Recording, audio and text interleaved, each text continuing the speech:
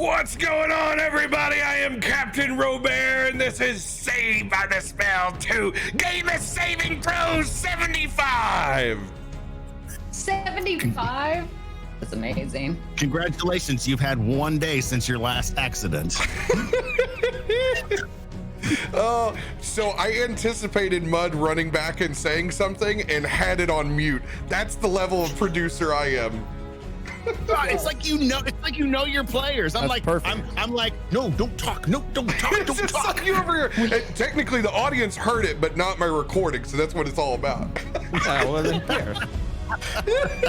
They get the bonus sound. That's what happens when you come to the live session. You get to hear all the Let's go. I'll be impressed when you can just predict when I'm going to curse into your stream and then you just bleep it ahead of time. Hey, it's fine. As long as it's not in the first 2 minutes of YouTube, I'm all gravy, baby. All gravy. Let me set that timer. Let me set that timer. Oh, welcome, man. Everybody. So pumped. All right, who saw last night's episode? Who saw it? Come on, I know you were there. I saw you in the rare drop chat. What a showing you guys had for D&D last night. Dude, you guys brought the pain, man. Those guys had no idea who they were messing with. No idea. It was adorable to watch. It was like, oh, I'm so happy and proud for them. I enjoyed watching the arc of how it started to the end. It's like how it started was like, oh, cool. We're going to have a bunch of and fart jokes. And then all of a sudden it turned like, oh, wow, this is real. We got to get together if we're going to do this. Shit gets real. We are going to die. We're going to die. Yeah. Death really brings the reality forward, doesn't it? You're telling me a centaur can't walk across cliff ledges? This game is bullshit. Becky, you will want to zoom your camera out just a little bit. Just a little bit. Or in further, actually. Super mega closer. No. You had it right. You had it right. Don't listen to your husband. He'll only steer you wrong. Listen to the producer. Just zoom back out a little bit. You hear that, everybody, guys? He does one rare drop stream. You know he's a producer. I've been producing your ass for 75 episodes, and you're still a pain in my ass until you get 2 drinks. We have a 2-drink mud minimum here. What do you? Yeah. I think what you're looking for is actor. I think the word is you're looking. It's Hollywood actor. What your wife would say, not socially agreeable until 2 drinks. I mean, I said Hollywood actor. I feel like we're saying the same thing. Does Hollywood actor and Florida actor go hand in hand? Might as well be the same kind of person. Just more alligators and rednecks, that's all. Yeah, there's a lot of rednecks here, man. I thought Missouri had a lot. How do you know? We haven't been anywhere. I went to Walmart the other day. Walmart doesn't count. That's the test. It's the permeation. That's the epicenter anyway. It is, you know, and I've never known, like, been in Florida long enough. Is like Publix the one step up where people think they're better than going to Walmart? Is that how Florida structure works? Probably. I haven't been to a Publix yet. Because like in Missouri, it's like Snooks and Deerbergs. People think that they're better, so like you know, like they think they're the same kind of they're mentality. Slightly more affluent by paying $1 more for everything. All I know is we went to Walmart. We saw a lady wearing a mask, which, you know, she should be because it's of COVID, but she had no shoes on. This is true. I caught it on Snapchat. That's just risky, man. man. It was 5 other people, and they all had their no shoes mask, on. no service. They didn't say anything about shoes. PJs, but no shoes. Come on, man. Crocs are right over there. I've been living that Croc life since COVID. It's a hard Croc life for us. She was just doing her own thing. Not even sandals or anything. Like, nothing. A chansala. Plain bare feet. Not even like stickers on the bottom of her soles or something. I don't know. Bare feet. Yeah. Maybe she was at Walmart to buy shoes. Let's just maybe we're just prejudging. I want to get a tetanus shot for her. Sisters. Not to mention, Walmart parking lot is no joke barefoot. Like that's like kickboxer. You might as well just glue glass to yourself and go for it. Well, that and you know, it was the middle of the day. It was hot.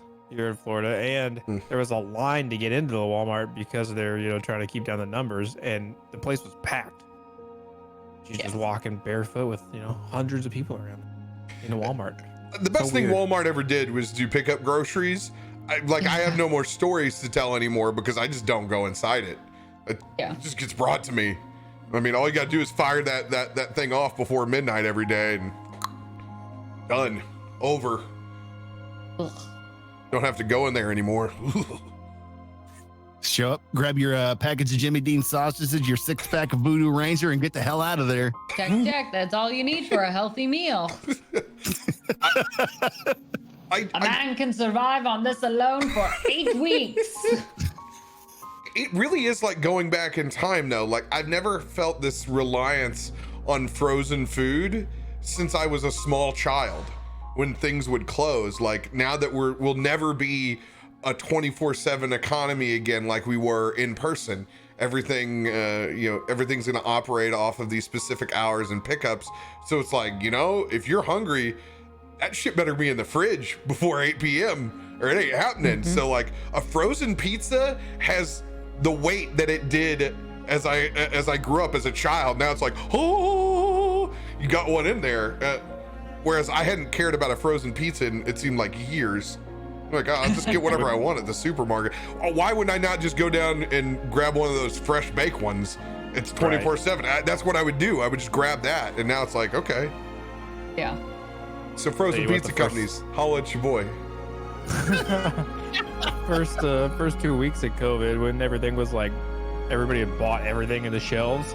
All there was like, we went to Walmart, was like frozen stuff, and we ate like we were in college, and it was a good couple of weeks. I bought myself a family-sized box of Gushers, and I ate them in 3 days. Oh, We're talking frozen pizzas, pizza Winner! rolls, ramen noodles, burritos, chicken nuggets.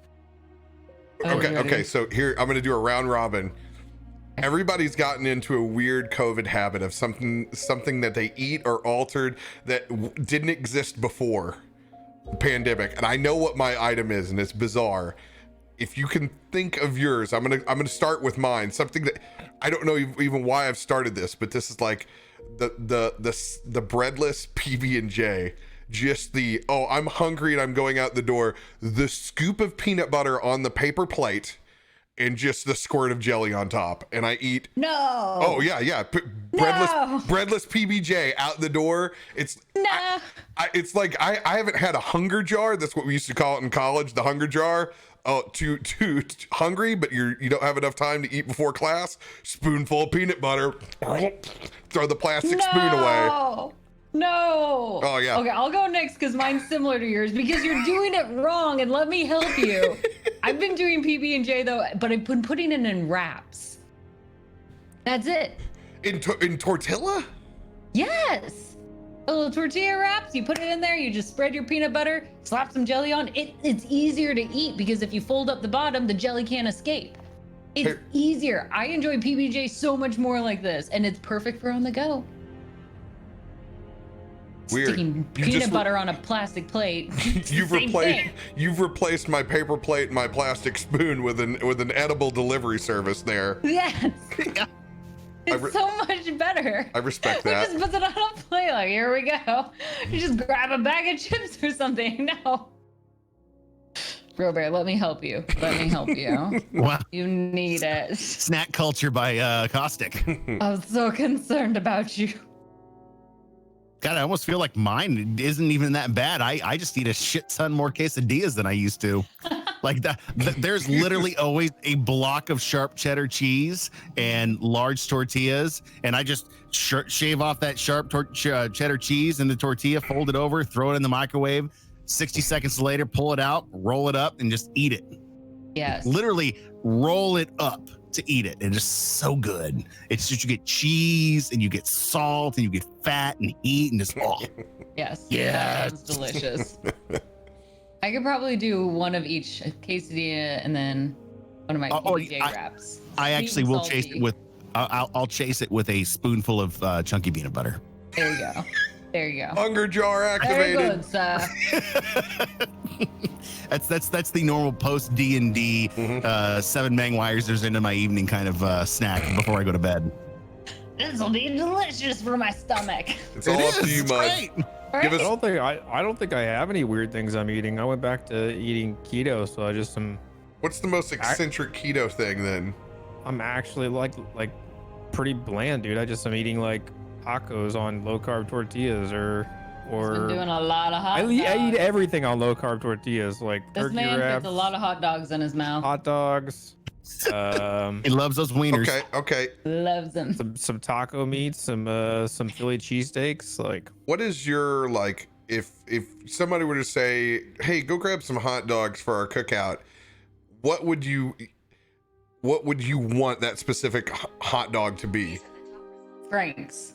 Get away from me, Google. I didn't ask you. I asked Mud. I really think I gotta get. I don't know. I used to love Nathan's, but we bought some Nathan's and they're terrible. It's like dirty dishwasher. But some would say that is also a flavor profile in hot dogs. Yeah, you know, it could be. I don't know, but I had these Johnsonville cheddar smoked sausages the other day, and those are good. And I was really disappointed when I ate the Nathan's because I've been eating these Johnsonville smoked sausages with cheddar cheese in them. I'm gonna give a free plug to Johnsonville. They are the most consistent American brand in the sausage game. They always have good products. I love Johnsonville. Ooh, Hebrew National, the kosher hot dogs are also really good. Yeah, all beef Franks, man. That Nathan's used to be like the best in the game, but I think those Angus like Oscar Mayer ones are like they're pretty legit. Yeah, I like an all beef hot dog. I really do. Johnsonville also make those cheddar ones. They also make one that have like a chili flavoring in them too. Like a chili cheese dog, but it's just the hot dog. God, I want a chili cheese Johnsonville. They're actually pretty good. Can we forego all announcements today and just continue this conversation for the 10 minutes? No idea what they're made of. How do we get these? How do we get the hot dogs? While we're talking about hot dogs, can I just say that the one thing I'm mad about this summer is I don't get any fair food. Yeah. Yeah. Right? I mean, that was. You guys got slighted. All the fairs down here have been open double their normal time with just the vendors, and you can drive through both here in San Diego and in Orange County, LA. You can quite literally go get your fair food and drive fucking home and eat it. Okay, I'm jealous. You know what I miss is, what I really miss is where we moved from is a big food culture there. Like we had a lot of restaurants and we had tons of festivals. Like they had Wing-a-Palooza. You pay $15 for all you can eat wings. It was like a competition. They had smoke it or a rib. What's the rib one? Rockin' Ribs. Rockin' Ribs, where it was just like every place brought a pig and smoked it and had this big barbecue competition. There's a chili competition. They're all just food beer, competitions. Bacon, chocolate festival.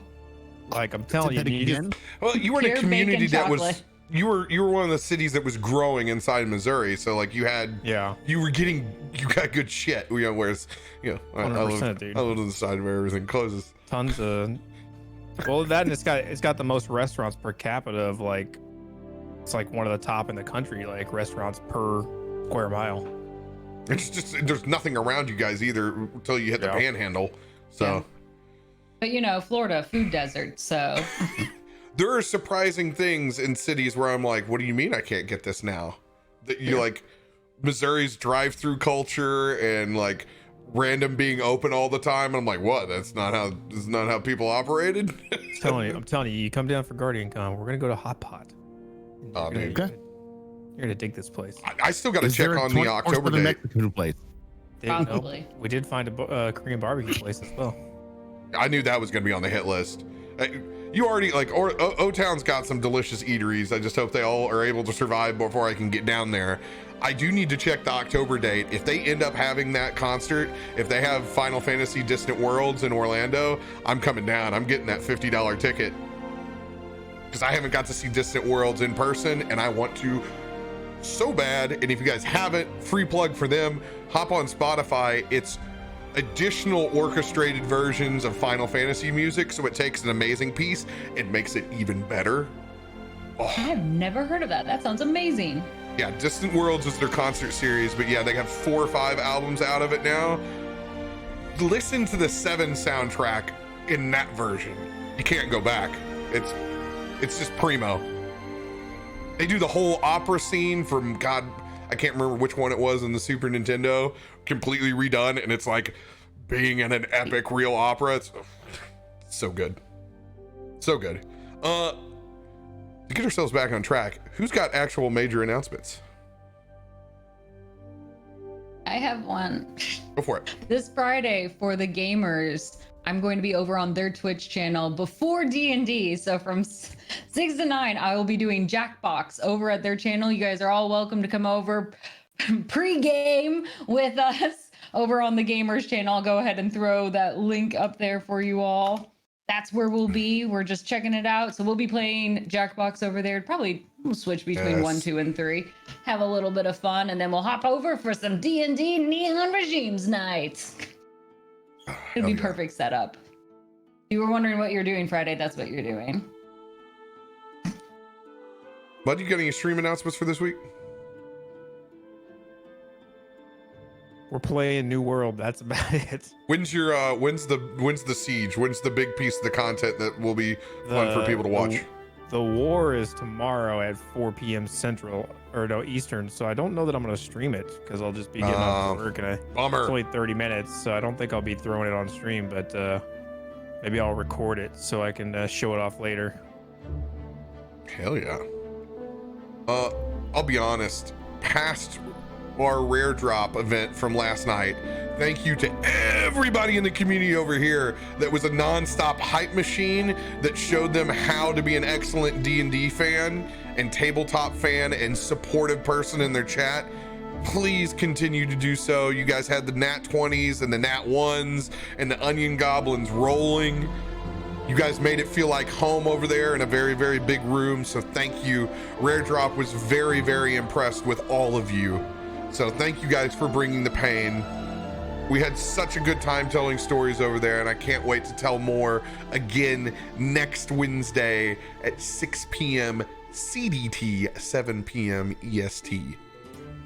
It was a blast, and hopefully we have a few less tech goblins. Hopefully OG doesn't rip any more wires out for me. And No, I'm gonna do what I want. Where's my ass? First episode.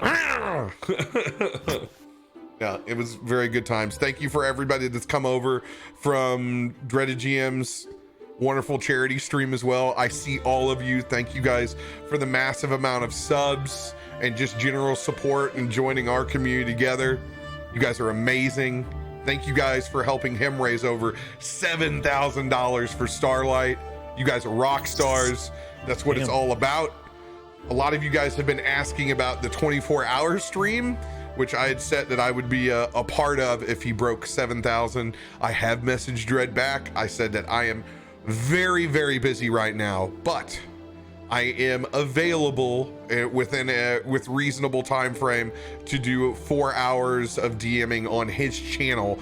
Whenever he picks it, he's just got to shoot me the day, and I will try to work it into my schedule the best I can. If they do it again on Saturday their time, it would fit perfectly for me to do after our show on Friday again without keeping me up till 12 a.m. or 12 p.m. the next day.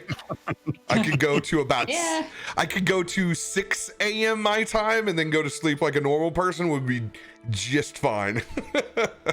It has been hellacious resetting my schedule. I like how when you and me say like go to sleep like a normal person, we mean 6 a.m. and everyone else is like, what?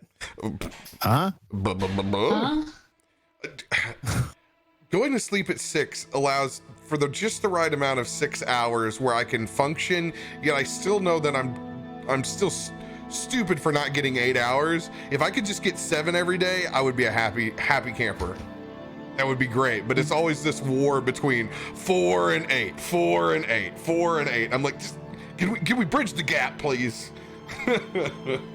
Mang's over here like, I sleep for 3. 4 to 5. We'll go with that. Before I get a fucking Power Ranger shoved up my ass. Megs to Megs. Dad just went to bed like 3 hours ago with CaptainRoBear. Please, just make your own goddamn eggs right now. You know the image that I got? I got Griffin putting the dragon sword in your butt and blowing it. That's pretty much how I get woken up if I'm not up by the time they both get together. Because the two of them, both Griff and QP, scheme together. I can hear them downstairs.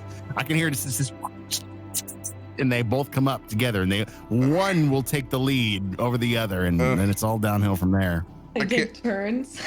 Oh yeah, oh absolutely.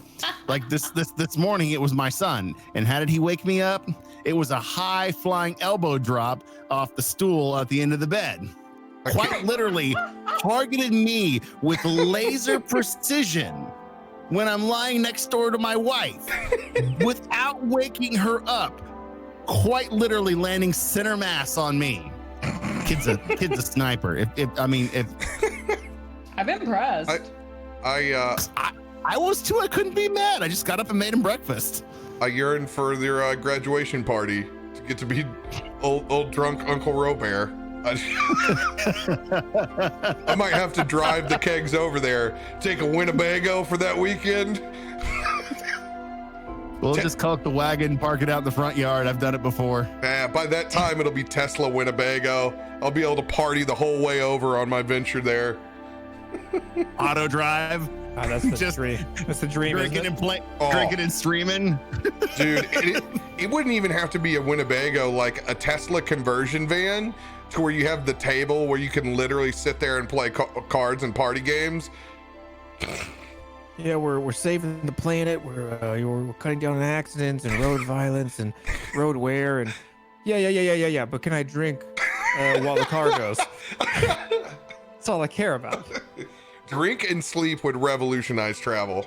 Oh my God! Let's play tabletop games in the car. Oh, a real board game. I want to play a real board game so bad. I miss it. Oh, come down in October. We can play Settlers of Catan. Can I make a suggestion? Let's all get together one night and play Hues and Cues. I got a way to play that on stream. We can all play together. I'll give it a shot. We can make it happen. Make it happen. We'll make it happen. I need to get all of us Tabletop Simulator on Steam too, because I believe it's on sale this week. Probably need to get my own Steam account so I don't keep kicking Mudcat off. Yeah, that would be great because if you're gonna play Jackbox, I guarantee I'm gonna be playing New World. So we're gonna have to figure that out. Sounds like you're getting a new account, buddy. Yep, somebody needs to send Caustic some gifted games. Go ahead and put that up there on the next stream. You'll thank me. Yep. And speaking of thanks, appreciate our sponsors as always. Thank you to Voodoo Ranger. That's a beautiful can you got there. It's like something you're drinking, Radio. It's delicious. Oh. Just delicious RP fuel. You guys are fantastic. Thank you for making my 2020 less and less shitty 12 ounces at a time. Appreciate you guys. Thanks for letting me live dangerously and somewhat drink responsibly. Not in the FEY, my friend. Not in the FEY. And thank you to D&D Beyond.com and Roll20 for empowering everything that we do, from the virtual tabletop to the character sheets and the virtual dice that we roll. You guys are amazing. Thank you, thank you, thank you. So, let's dive back in. What happened last week on Game of Saving Throws?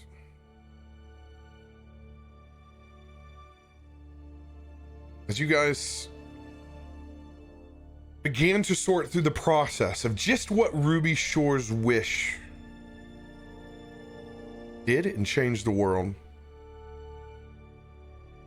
experiencing exactly what happened in Dante's brain after the manipulation was gone, revealing parts of his own true nature as a red dragon, and the manifested pieces of fear and anger showed itself between the tamperings on Valas' ship and the plans for conquest in that sky castle. You guys had to move quick. And that you did. Finally leaving your home in the sky, taking everything and what was necessary to move your home once again down to Valas' ship, yet unnamed at that time in the episode. You guys embarked, leaving that cloud castle in the sky once and for all, heading in a direction unknown into a crash course with the Son of Gods as you piloted that new airship towards the Winds Indicon, where Valas' true strength as Lord of Tides was first fully imagined, as he completely banished the sky to the deep below, earning the title of his ship finally as the Skybreaker. You guys set your sights on heading to the FEY with 3 days left before you interrupt and try to intervene in the wedding of Sansuri, the Cloud Giant heiress, in Yansi Ben. We pick back up on the airship Skybreaker promptly before we head into the FEY. Any last preparations?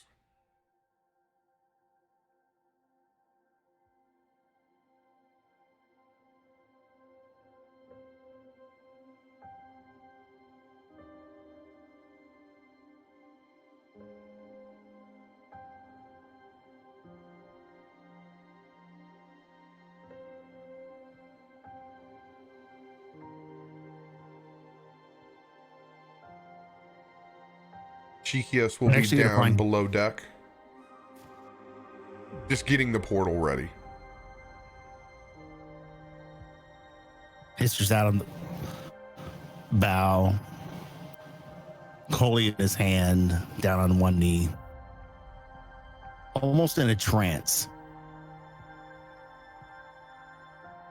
Something he hasn't done in a long time. Deep in prayer. Not an asking prayer, but just prayer.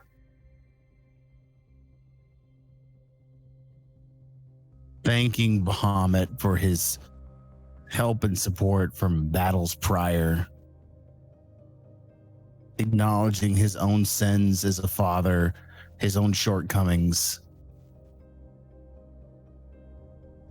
Feeling something tugging at his soul, just taking a moment to recognize and pay tribute to his God for his faith that has been rekindled with his own soul.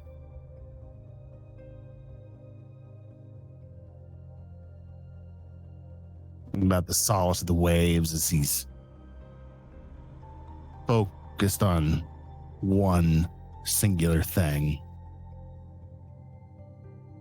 Visions flashing through his head. He sees Tormund's face, what he imagines in the city of brass. He sees the last time that he spoke to Dirac in the FEY, which is the most recent time, most vividly in his head. He remembers the moment and can see Dominus's face as he jumped on his vulture at the Cloud Castle. Not putting any emotion to it, just once again being thankful to his God for once again bringing him in, welcoming into the fire of Bahamut. As he's down on a knee, pops out of that trance.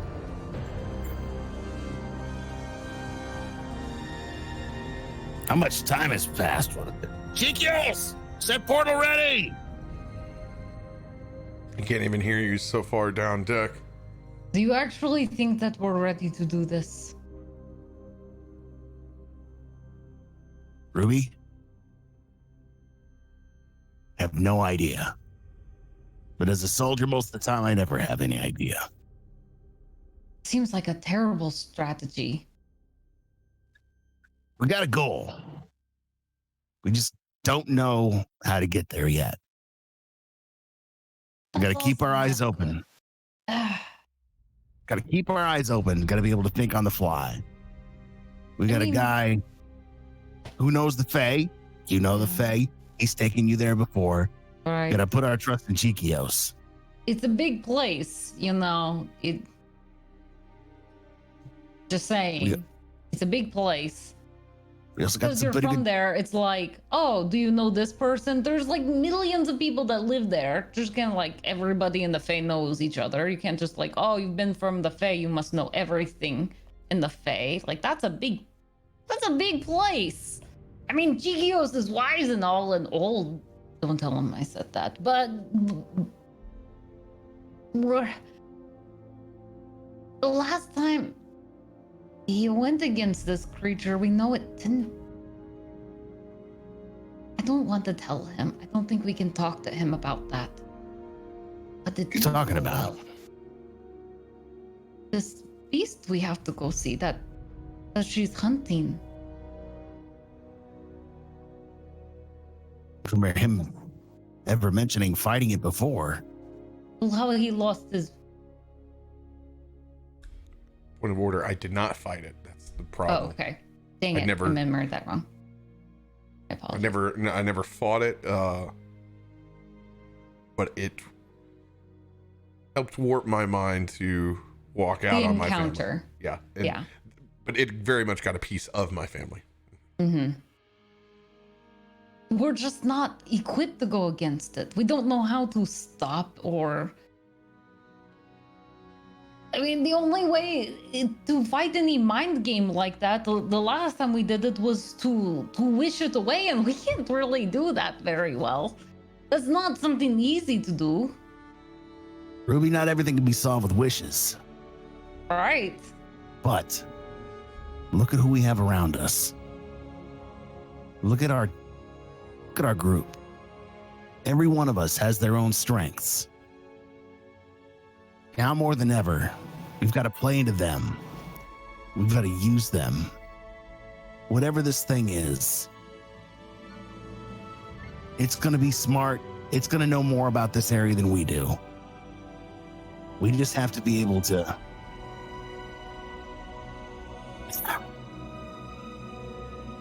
I'm just concerned. Remember when we went the best fishing? of one of us already, and Just- we've proven not to be good against the mental strength. Ruby, remember when we went fishing? Yes. Remember the bait Remember we when used? you forced me to go fishing? I know, but it's just follow me down the road here. You got to find something that's enticing enough for that fish to strike. You got to be smarter than the fish, even though he's a master of his environment. He knows everything about that water, but you got to give him something that will make him blind to everything else, to that moment that he gives up everything to strike. I don't know what that is, but I got a feeling somewhere along this ride, I'm going to be able to find it. What if it's one of us? What if one of us has to be the bait? If I have to die for my friend Cheekios, save Alistar, my soul is ready. That's not. I know that you have a good heart, but you throw your life so quickly for the sake of others. Look at That who. scares me. I'd rather just not go into that and not lose anyone. But if we don't, we lose Alistar. We've got 3 days out here. I don't know how long that is in the FEY. 3 days out here to find her and bring her back before we have to go fight something even worse than what we'll Right. find in the FEY. But it doesn't count if we go save her if we're still short one person because you died. That's not an option. You know that, right? You dying negates the purpose of saving one. I'm not going to willingly sacrifice my life. I'm just saying. I fought and died beside all of you many times. If it comes to it, I only ask one thing. You know. I know. Find Torment. I know. Give me responsibility.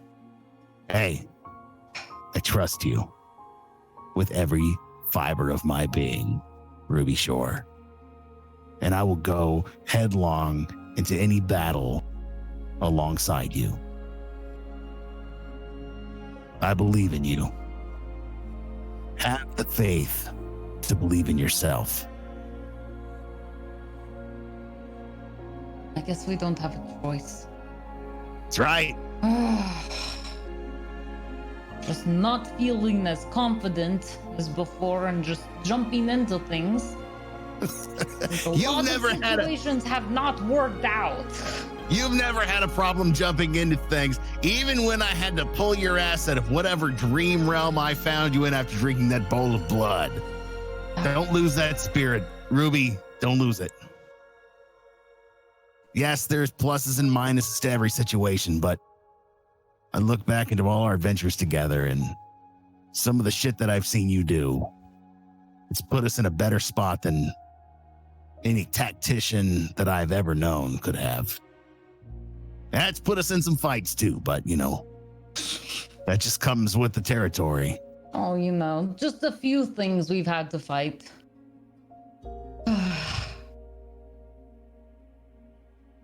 Well, we move forward your way. That's right. At least now, never mind. Never mind. Let's go. When the Giants built this ship, how much stuff did they outfit for in the ship for us? Like as in like food, bedding, clothing, any like it's fully furnished. Stuff that we would need. It's fully furnished. It is up to your imagination and your specs. Think of this as your kind of I'm losing the mansion spell on this first in whatever D&D wizard's name it was, but yeah, it's like how I flavor Liamon's tiny hut. Gotcha. This is like the mansion version. So if it would be on your list, they helped rebuild whatever you wanted from your ship. Plus you can think of what storm giants under the sea, what kind of provisions they would add to even your list. Okay. Well, Valas is gonna be sitting inside the captain's quarter with Kiki, and he's going to have procured a dark green leather coat with a hood, and gonna have a similar cloth mask pulled up to his eyes. And Kiki is currently working on wrapping his hands in just same color green, but leather wraps to protect him from the sun. I really like helping you out like this. It's almost like I get to play dress up dolls with you. I'm not your doll. But you kind of are. No. She holds your hand and begins to wrap around. Look, No. I'm like dressing you, and I get to help pick out the colors. I'm only- and you- I think you look absolutely You're only doing this because I can't beautiful. tie it myself. You needed my help, right? Well, yes, I needed your help because I can't tie the needed wraps help myself. Dressing your hand. Community gauntlet has been thrown. Anyone who draws the Valas Kindle inside the package with a Kiki that can dress him, you will be forever in my debt. Just make sure you get them tight and don't leave any gaps. I'm very good at this. You just don't say anything. Also, we should do something about your hair. It looks kind of greasy. Fine, as he puts up his hood. That's Over the not top. doing anything. It's fine. She's gonna climb on top of his head and just start trying to move his hair around. What if we Get do off of like me. a braid or pigtails? He's gonna be trying to grab her off of the back of his head. She's a little bit easier to grab now that she has fur. Yeah. He's just gonna grab her by the fur and pick her up and just, would worry about my hair and worry more about my hands. I want to say she's Someone needs to, because you're obviously not. But fine, your If the stupid Fae- hands come first. Well, I don't know how sunny the Fae is gonna be. And if the sun shines on me, then we're gonna have a problem. Fine, we'll protect you. You're like a pretty porcelain doll. She'll keep wrapping his hands. Do we have to go all the way up to your elbow? Do you want to play it safe? No, you don't have to go to the elbow. Just what the coat doesn't cover. What if it rips your sleeve off? Or what if you get really hot? It'll be fine. I don't know why you're worried about my elbows. You don't know. Some people have really sensitive elbows. If you take off the elbow, you don't have hands. If someone takes off my elbow, then I'm not gonna have to worry about the sun. Well, maybe you do. Maybe right above your elbow still I'm gonna have really way bigger sensitive. problems. Fine. Apparently. Do you even think about the things you say before you say them? No?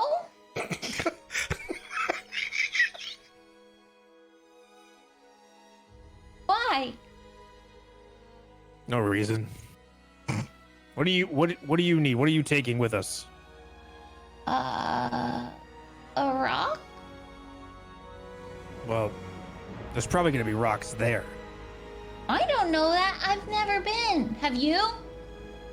Not that I can remember. See, then maybe you don't know if there are rocks there or not. So I should probably bring my own. But I don't have anything to hold it in, so I'm going to have to use your pocket. Fine. Thank you. She's gonna scuttle down and find one of his lowest pockets and just stuff it in. Actually, could I bring another rock too? You've got room in here. And she'll just like wiggle her hand inside your pocket. See? Only one more. She's gonna try to sneak 2 more rocks in. I'm gonna try to catch her. And we're gonna roll a stealth check then. Fine. Yes. Okay. stealth versus stealth.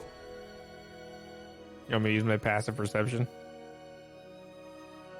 Yeah. Okay. Oh, it's an 8. Yeah, I totally catch you. I said one more, not 2. But this is the other one that was already in your pocket. I took it out so that way I could make sure that they were matching. Fine. Does my line work? Fine. Just put the rocks in the pocket. She And was finish with the wraps. And she's We don't gonna have all walk day. down. She's gonna look at the pocket just because you've got a long trench coat on, right? Or the coat. Yeah, it's a full coat covering. She's gonna do a roundhouse kick to the rocks and just let them swing out in the back. Just like Gotcha. I don't understand why I even hang out with you. Because you don't have any other friends. That's a good point. I know, I make a lot of good points. I'm very smart and observant. I've got big eyes. Well, you are fast. Thank you. How fast do you think you could go get me something to eat if I think timed we're you? supposed to go, aren't we? Also, Yeah, I'd I'm probably hungry. just eat your food on the way back, I'll be honest. I can Yeah, only never- carry so much, and the amount Never I mind. can carry is also the amount that fits in my stomach. Never mind, I'll go get it myself. I'll go with you. As Valas gets up and he finishes wrapping his hands himself because she's totally just forgotten about it apparently. I And did one hand. yeah, he's doing the other one himself. He's just not deal with it, but he's gonna go try to shove his face full of food before they leave. There is Fully a, covered now from the sun. there is a little bit of the coconut cream pie barrel left. Kiki wasn't able to eat it all. She gave it her best shot, and all was probably about a quarter of the barrel. That was enough to make her almost twice her size, full of coconut cream pie. Valas is just gonna pick up various things from wherever, some of the coconut, just some random meat laying around, and just eat. He's not only he's flesh again, he's just hungry all the time. It's like he hasn't eaten in years. So he just likes the taste of food and just eats and eats and eats, and then so he's just shoveling his face full of food, and then and then comes back out on deck, and he's got the hood up and the face mask up, kind of shading his eyes and his all of his exposed skin, and look over at Ruby and Histor, and well, are we ready to go? As ready as we can be, honestly.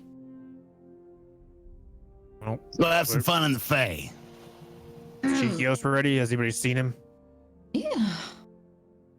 Oh, I was by the yelling at way, him earlier. as a small point, remember, don't call me queen there. They don't know that I'm their queen of the Fae. I'll Just call you queen anywhere. Just refer to me as Doctor. That's the title that I earned there, so it's Dr. Ruby while we're in the Fae. I'm not calling you Dr. Ruby. Well, you should. So, because that would be very disrespectful. I call you earned Caps, the title. You have to Potato always Thief do me that. Ruby, That's not. I can have multiple titles, but Fish Doctor Bait comes Ruby. first. Fish bait. Call me by my name. Stinky Fur Ruby, maybe.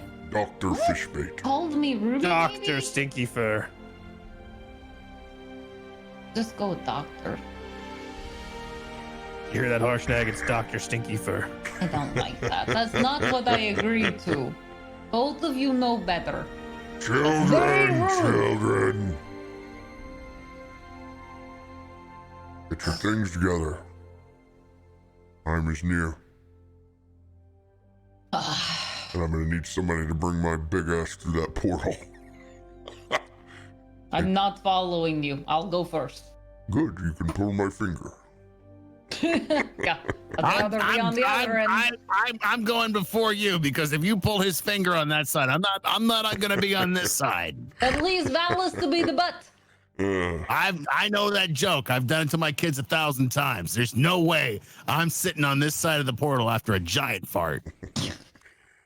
Kiki, how does your stomach feel? Are you okay to travel, little one? I'm good, actually. I feel really excited, and I think I'll make some new friends over there. That's the spirit. Leaves you a little scratch in your fur. Thank you. I'm really good about traveling and meeting new people. I hear I'm very likable. Not from Valas. He haven't never told me that, but other people have. Who knows? You might even meet other monkeys there. It's been a long time since I've seen another monkey. There's not many out on the sea, and most of them are just sea monkeys, and they're really, really tiny, and they never talk back to me. Also, they don't look like me. So, I'd be really excited. I didn't know that there were other monkeys in the Fae. The Fae, yes. If there's a creature and you can imagine it, it can dwell there. So, like an elephant with eagle's wings and a lion's body and a trunk that's a snake? Yeah, I want to be one of those! there could be one. Iggy, that sounds terrifying. He sounds amazing! We could call him Hector! Oh, for our sake, I hope Hector is happy and healthy. Oh, because the snake nose is the nose, there's only so much you can eat. Like, you could eat maybe no more than the size of an alligator. So that's not too much. Hopefully it's not the size of a Fae gator. Yeah, has a Fae gator. Big. Real big. Like Valas big or Harshnag? Really big. Like about the size of my leg big. When it's a baby. Oh, I don't have a lot of experience in the Fae, but I've seen huntsmen from the north come back with some wild things. The Fey Gator is one of the things that I have seen. Big as the whales in the ocean, Kiki. Can we ride them? That could be fun. Like a little harness. I don't need a big saddle. It's very easy for me to hop onto other creatures. And then it's a lot of fun. Maybe if For they're me. having a good day. Maybe. So, okay. Well, hopefully they have more happy days than Valas. He's a real pickle sometimes. Hey, Hmm. I'm just fine. Don't talk about me. Fine isn't happy and you know that! Listen, you get to be happy, and I get to be the one that's always upset because you're always trying to get eaten by Fey Gators. You never met a Fey Gator. Yeah, I Is bet that I what will. you're supposed to I'm do sure when that you- I will. I'll turn around for 2 seconds. You'll be inside of one's mouth. I guarantee it. Well, what if Ruby- it's really cool inside their mouths? Ruby, you want to go down and see if we can find Cheekios while these two hammer it out? Yes, I would love to. I didn't say Kiki. I said Ruby. Oh, you were talking to her? But I wanted to go. Well, you can come if you quit sparring up with Valas. But he Just started admit it. he's right, and let's go. What? She's gonna go climb on top of Harshnag. You guys are all picking on me. No, they're not picking on you. Just life wouldn't be the same if it wasn't full of a little bit of vinegar, Kiki. So, you have all your things? Yes. And by things, I mean nothings. Good. Check this out. Over there, the earring on my right ear. Okay?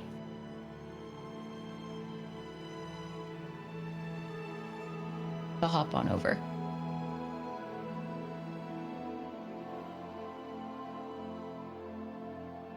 Roll a perception check.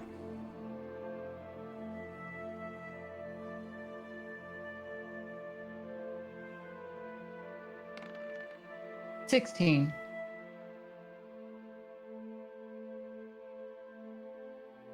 Reach over there. Look for a small, well, it won't be small for you. About the size of a pinprick for me. Go ahead, reach in your hand there. And push it. Okay. She'll do that. As you push in on Harshnag's earring, the bottom piece of it pops and it opens out a small hinge that flips up. And there's actually like a beanbag hammock and like a whole little riding area inside of his earring. Like a travel pod. It's a little traveling in style. Think of it, it's decorated very in the style of like Indian elephant ride with like plush cushions and built out for your safari into the Fae. This is perfect. I can nap inside it. Dante, had a little project for him. Aww, is this just for me then? Just for you. Whenever you want to relax, it's there. And you don't I have think to I'll hold try on. it now if that's okay. Go for it, Kiki. And she'll go ahead and snuggle right on in. Well, I'm glad that's taken care of because now I'm pretty sure Cheekios has got to be ready for us. It has your treasure quilt mended inside there as well. Of course it does. Harshnag, you big softy. She is going to grow up to be a spoiled brat. Good. Let her Tell me be about it. spoiled in this shitty world. So it's going to get everything she wants. Or do you think I have a pocket full of rocks? You're the one who said yes. It's not You easy say- being you try to innocent say on the no. road. Better have a couple more years before life sucks the fun out. Hey, Valas, you got the rock with the cape on it? Yes, I've got the rock with the cape on it. Good, that's my favorite. Pretty soon we're all going to have our own rocks. Oh, says Hey. no. He's gonna walk down the deck and grab Loki and kind of get him to come to heal with the group. Roll an animal handling check. Totally got this. Don't worry. No problem. Oh, yes, you do. Let's Yes, go. you do. Let's go. Let's go. Listen, I don't know if you remember, but That's my dog. I snapped a demigod out of existence last week. So like a winter wolf is not really an issue. Beastmaster. I mean, worst case scenario, I was going to make jokes about luring it with different treats, but it's like you haven't missed a beat with Loki. He's been waiting like all good boys should. And I've got some extra food in my pocket. I'm gonna feed him for coming over and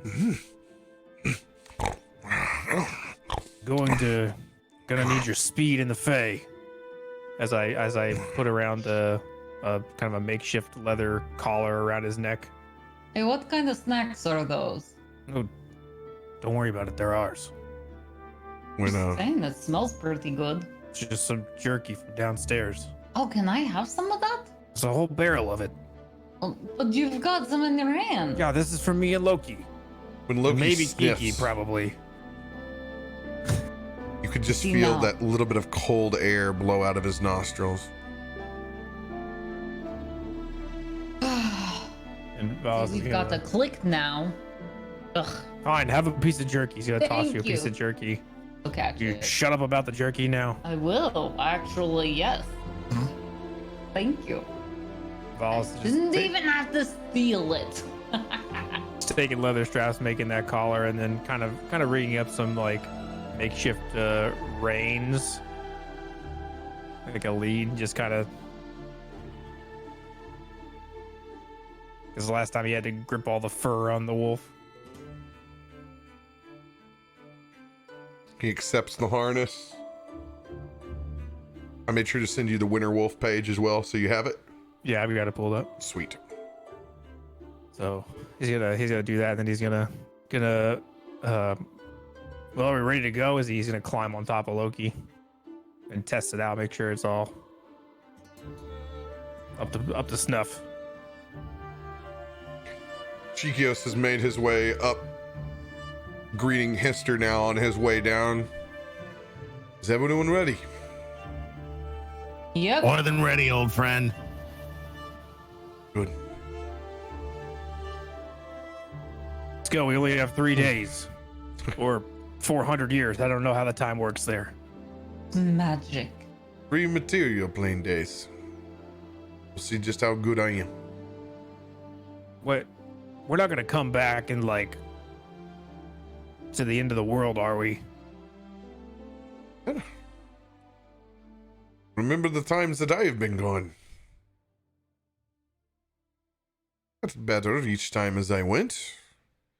I am much more confident in my abilities than the first or the second.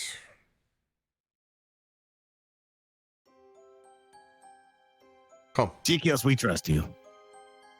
Get us there as you can. Sometimes it is a scary thing, my friend. Nah. We'll deal with whatever we got to deal with.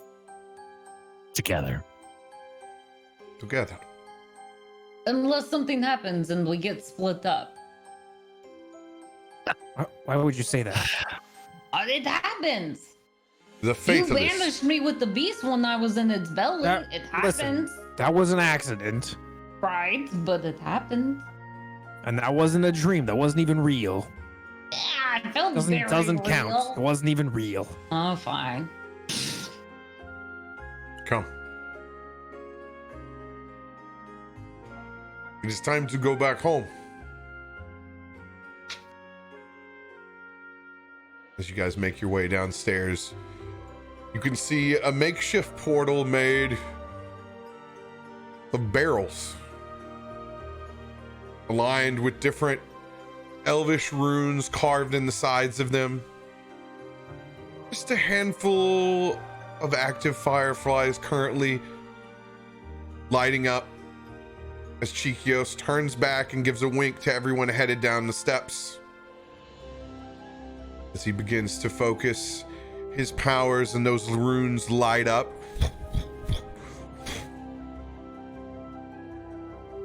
As this massive wooden gateway to the Fae, the closer you get, the brighter it is, as you can see through shimmering leaves and golden greens.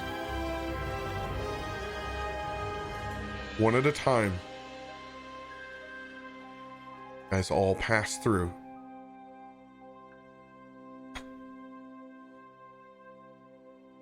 Even the timid Harshnag slowly dipping as the last person, his leg in.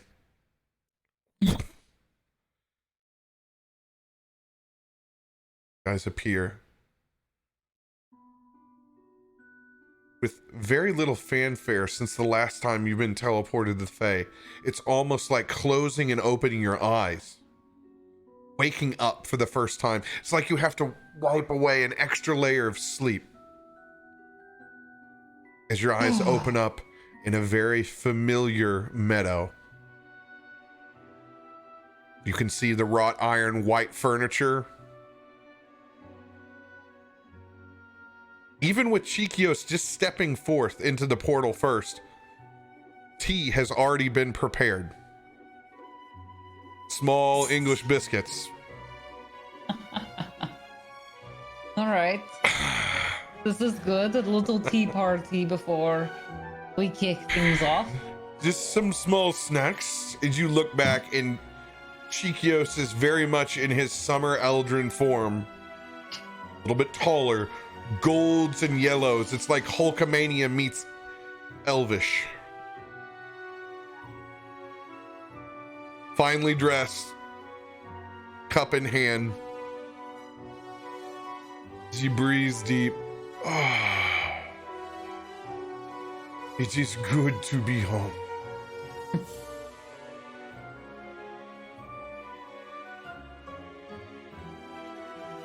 Oh, this is it, huh?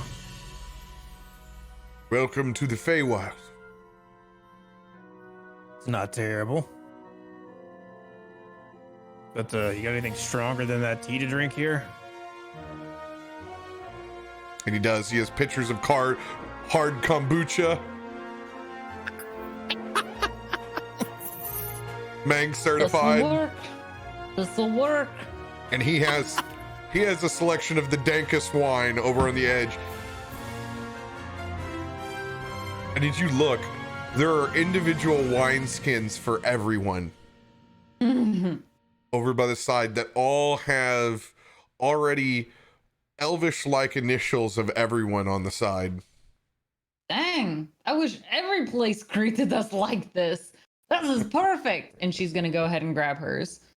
Look, it's like monogrammed. That's like Ruby. fancy people things. Ruby, we're not here to get drunk. We've got 3 days to find Alistar.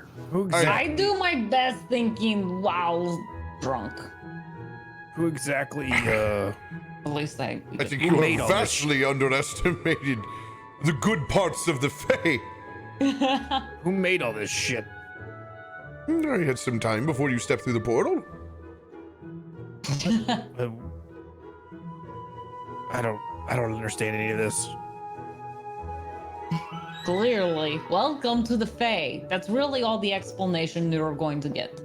Valas, let me explain it to you as I know it. Time works different here. Now, figure the rest out. I think I'll just drink the wine until I understand.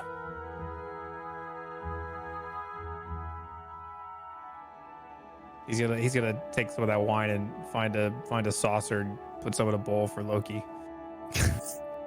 Like getting the dog drunk. Not drunk, just a bowl.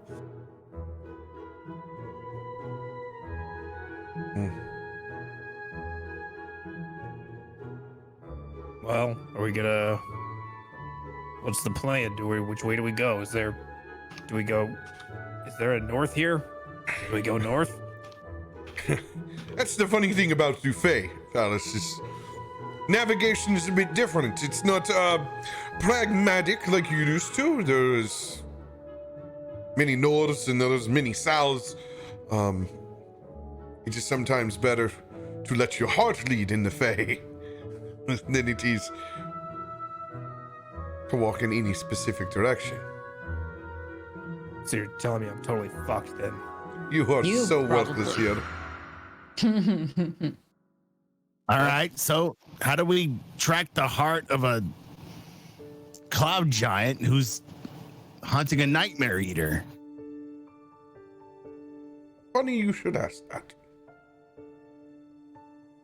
I have sent forth a message to a very special friend. We have dinner plans for the evening. Because coming to the Fae should never be uncelebrated. Cheekios, look at me. We've got 3 days in the material plane to find Alistar, and we have dinner plans? Yes. I'm with Histor on this. We don't have time for that, do we? But I really want to make a new friend. Kiki. Quiet. Time is burning, my friend. So, let me explain a few things for the uninitiated. Mm-hmm. When School on. I first came back to the Fae, I spent much time on the material plane. It taught me this sense of urgency, no? Yeah. That sense of urgency got me stuck here for over 80 years. When I tried to focus and find that one thing that could help maybe bring Valas back. It was weeks before I came back. It taught me an important lesson.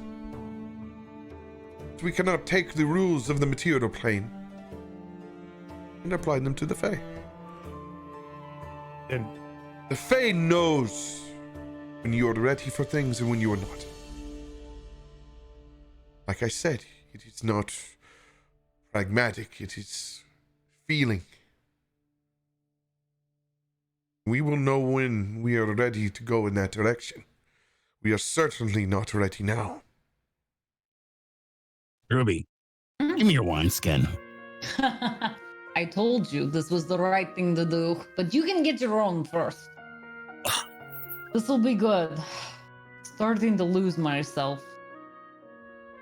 It's Ugh. tabled. Time to relax. Is there a wineskin that says Histor on it? Oh, 100%. Just grabs it. Uncorks it. That's a Pull good 5, start. 6 long drafts off of it. So, what you're saying is, I can get drunk here and have a good time and then not worry about much. Yes. Because The hardest part will actually be knowing when one day ends and the other begins. I've been drunk for 3.5 months before, if we apply it to material plane terms. Is it daytime? Is it bright here in the Fae right now? It is dusk right now in the area that we're in. That perfect porch sunset hue of golds and oranges.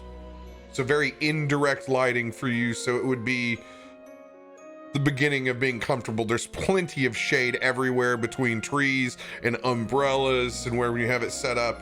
I can equate it to me very, very happy when the sun's about to set. Also gonna slowly lower his hood and pull down his face mask. And how long does the night last here?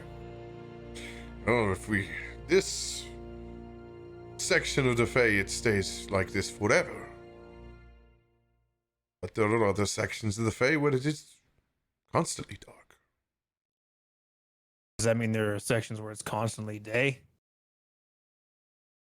This is about as strong as it gets.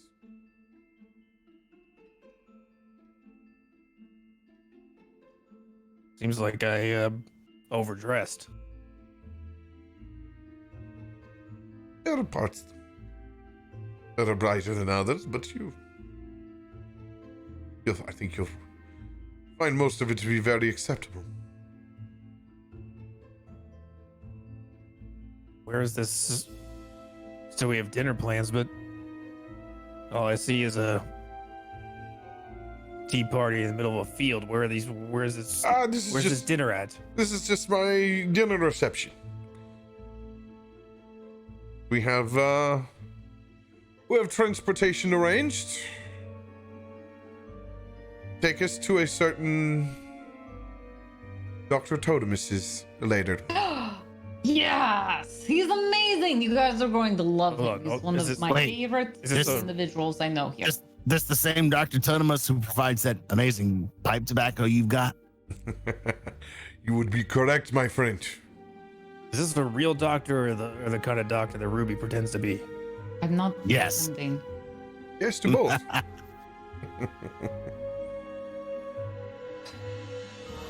You would be correct. He has arranged transportation for us to make our way back to the Grand Hollow. He's made some improvements since we have last been. Business has been good. And he has arranged for a member of the Gloaming Court to be there. What? Are they a big deal? Do we have to curtsy? Don't really know how to do that. There is some pomp and circumstance, no, but it will be good. Okay. This Gloaming Court, can they track cloud giants? It's a really rude way to meet people. Have to get to We're know here- them first. We're Histor, here for a reason. Histor. Come here.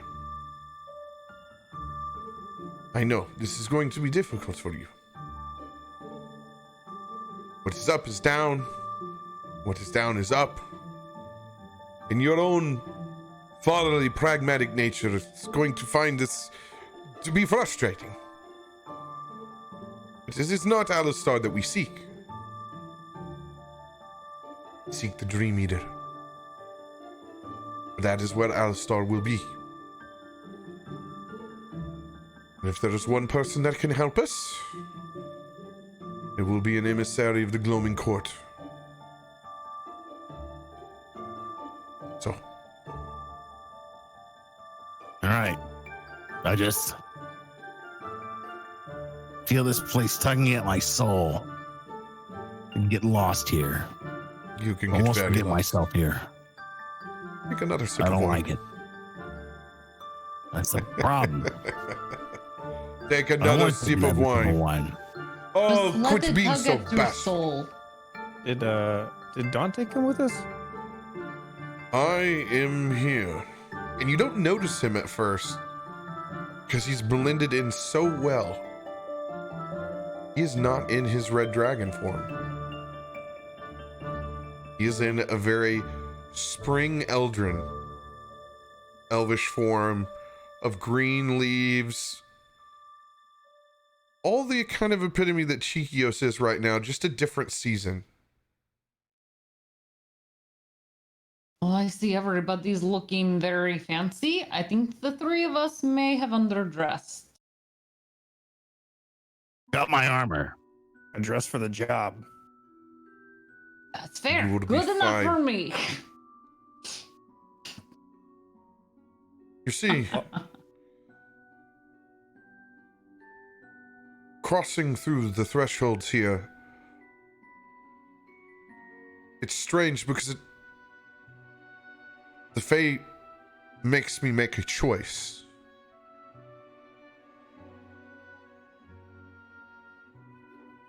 I cannot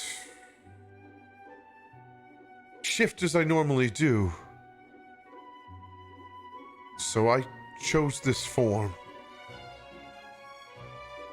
to be less red dragon than I have been in the previous months.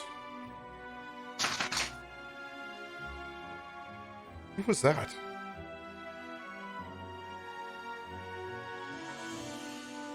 Roll a perception check.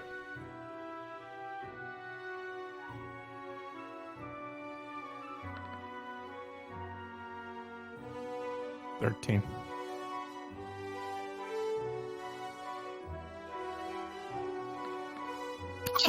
Seven. Okay, 7 for Kiki. Whoa.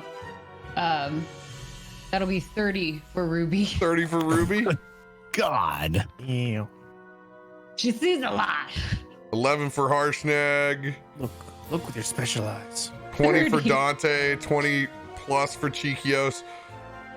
As you guys hear several ears, like the shake of a dog. Ah, good. Transportation is arriving. As you look over and see the most bizarre mass of dog snails. The front part of a dog and the back body of a snail slowly lurching in this symphony across the field, headed in your direction.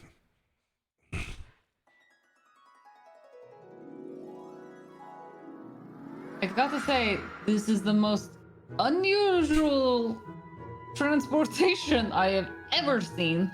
Also, I feel like this may not have been the fastest choice. Oh no, they can go very fast. Back where they came from after they laid the slick.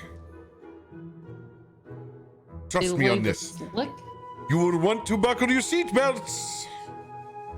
Hester sticks into the pull out of the wineskin. Now I understand the need for. Whoa. Is that? That's mead. Is it reading my mind about what I want? Cheekios gives a big wink over your way. God, I haven't tasted mead like that since Scancaster. Maybe Peter Pan really is waking up. Bow! Bow! Bow! I call front seat. Bow! This is very beagle-like yips come from the front. Bow! Bow! Bow! Bow! I think I'm going to Oh, let Loki stretch his legs. 'Cause I'm gonna opt to ride Loki. oh. You'd want to ride, I promise. You don't think he can keep up? I don't think you will want to give him a path on the way that we are going.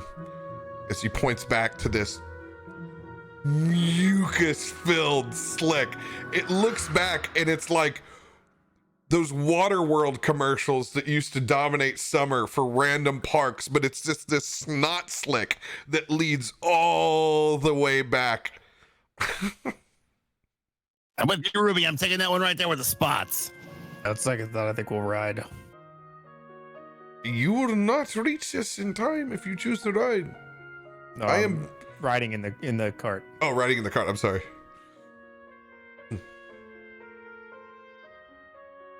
They somehow coaxed Loki to get inside of a carriage. So Winterwolf singing inside of a carriage. Turkey can be convincing. As you get up, he goes over to one of the doggo snails, gives it a good scratch behind its ears. Oh, it's frothy as a bulldog.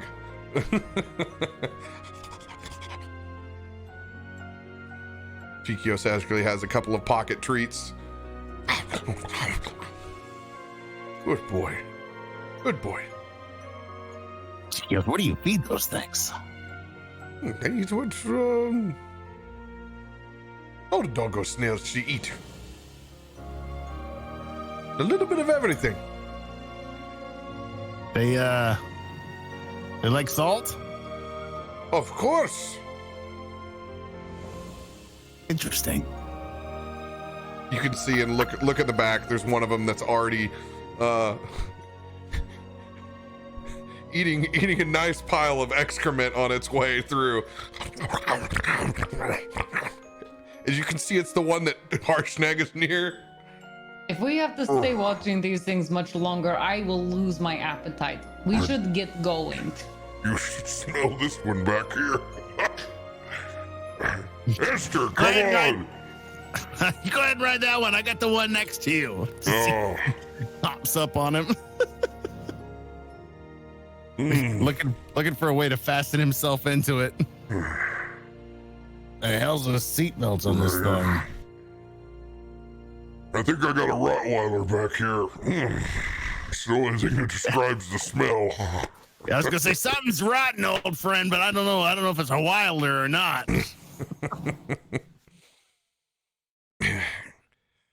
As everyone gets up on top, you can find some rudimentary pieces that have been drilled into the shells. Long vines. As it doesn't take very long, as you get all shifted back around on these doggo snails, it starts off at a slow lurching pace with everyone on top until you hit just a little bit of canter that can be described as going down the log flume for the first time. As you just take off now in about a 50 to 60 mile an hour descent, sliding through this pre-slime patch, wrapping your way through an eccentric course of turns and curves on the back of these snails, sliding and turning in between this forest canopy. Ruby, describe one of the things that you see when you look up in the trees just between the flora and fauna. I'm seeing these beautiful colored birds with tails that are just as long as snakes that just trail behind them, and these big giant beaks, but for some odd reason they've got incredibly tiny wings. Just the most disproportionate bird you've ever seen. And they come in all sorts of reds, yellows, fiery colors as they just swarm across, looking like a blaze of fire sweeping through. Amazing. Valas, describe one of the things that you see in the forest canopy. We look up, see, don't really know what they are, but they seem to be blue.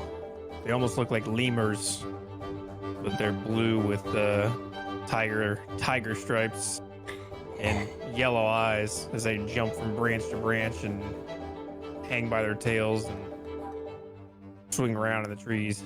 Kiki, roll a perception check. 10 or above, and you see these lemurs. Oh, well, let's see. It's a 17. 100% see these lemurs jumping about as they see you riding on your way over. You Her can eyes just bug out. Oh my gosh, it's one of my friends! She's gonna try to hop out and just leap out towards them. All right, roll an athletics or acrobatics. Let's go with acrobatics.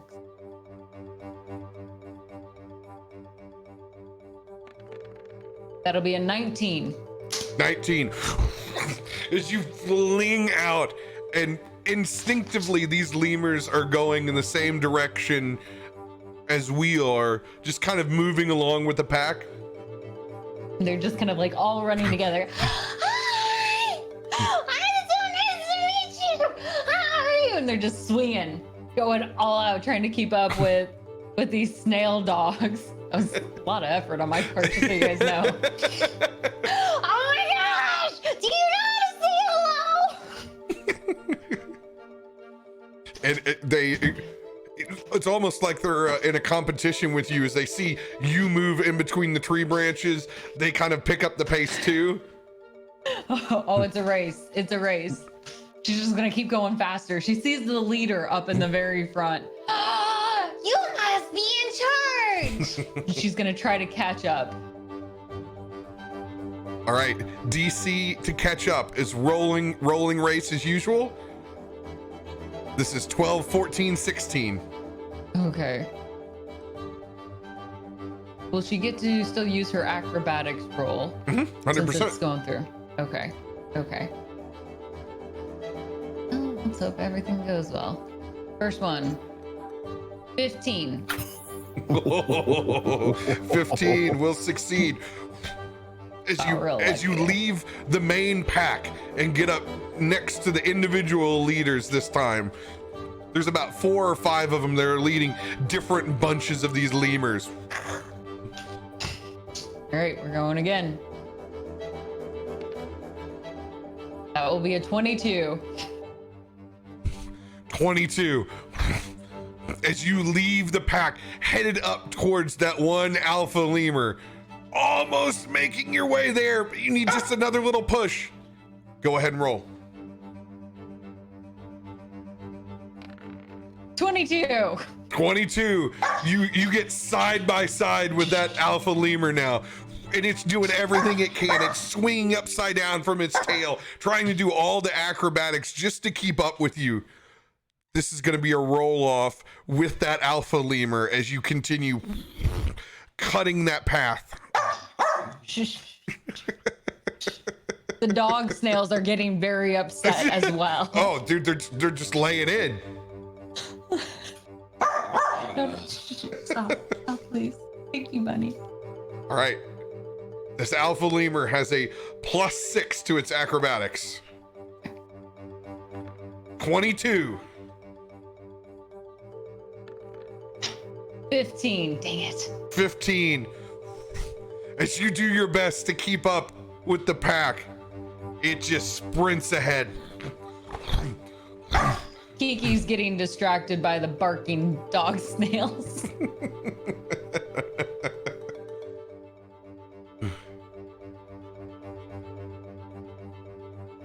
As you slowly make your way back into the pack, you have a chance to hop back over to Harshnag Snail. Okay. Go ahead and give me another acrobatics check. All right. Oh, 27. with ease, with ease, with ease.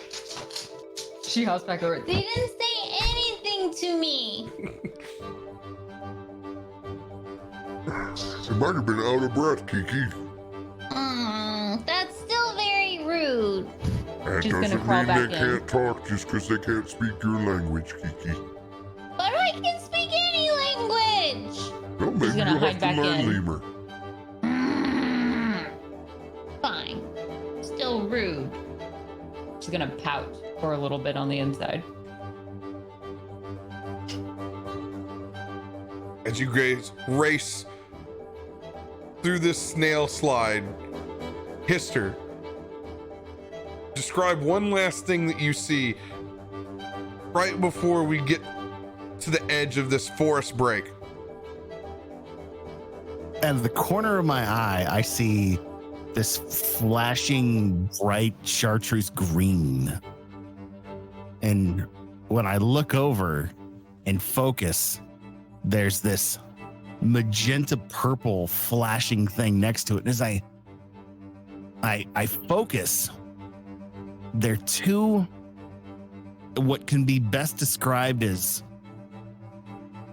forest jaguars with turtle shells just armor all around their shoulders, across the top of their head with these big, massive horns that come out of either side.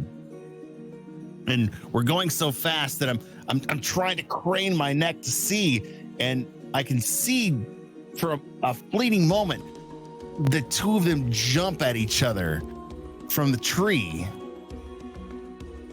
And as we're going so fast, I can't see the collision. I don't know what happens afterwards. It gets lost in the forest.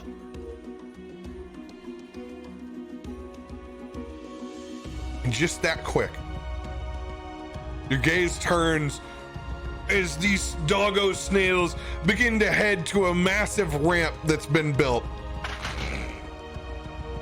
It's very similar to the runaway truck paths in the Appalachian Mountains. As our own speed and inertia takes you up, winding up this hill, as you can see a massive tree wrapping our way up and around. Ruby, you can gaze down. You can actually see Dr. Totemus's old place down below, now a mere annex of the size of this complex. As the doggo snails all ramp around, coming to an ease up on a plateau wrapped around this very ancient tree. I told you would not want to ride. They are faster than what you think. And louder. They're definitely pretty quick. I think Loki might have beat him though.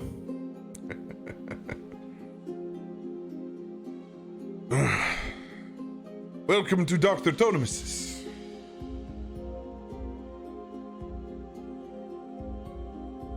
That's Cheekios. Disembarks. There's actually a small group of those little blue lemurs that run over and grab the reins for the doggo snails. They all have little bow ties on. Oh. And begin to lead them over into a very, very snotty looking pen. Cheekios, what are those things? I saw them in the trees earlier.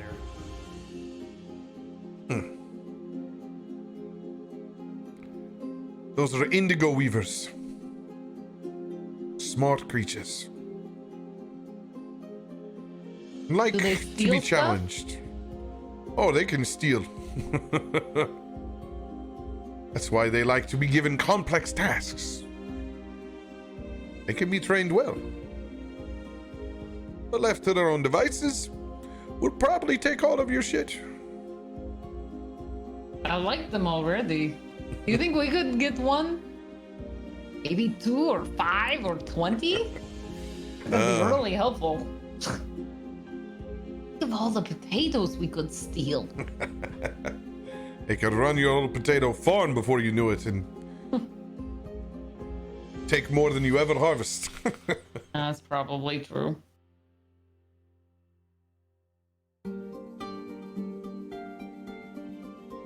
Come. We must not keep the man waiting. Right. Ah. She looks back at Valas. It's Doctor. Got it? Either you use my title or I use yours. She's gonna turn around and get walking. Loki's gonna growl at her. And Valas is gonna say, not yet. Soon though.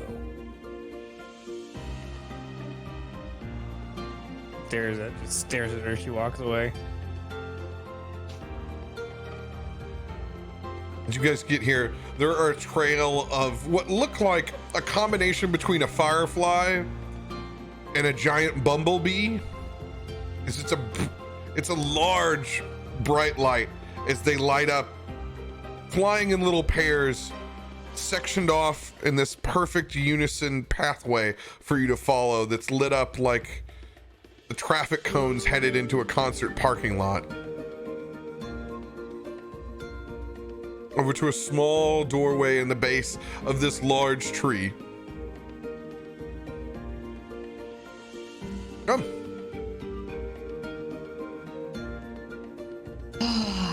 This will be fun. Come on, guys. I will go first. See if he remembers me. Probably remember the smell. That's fair. It's very unique. As you guys walk through that doorway,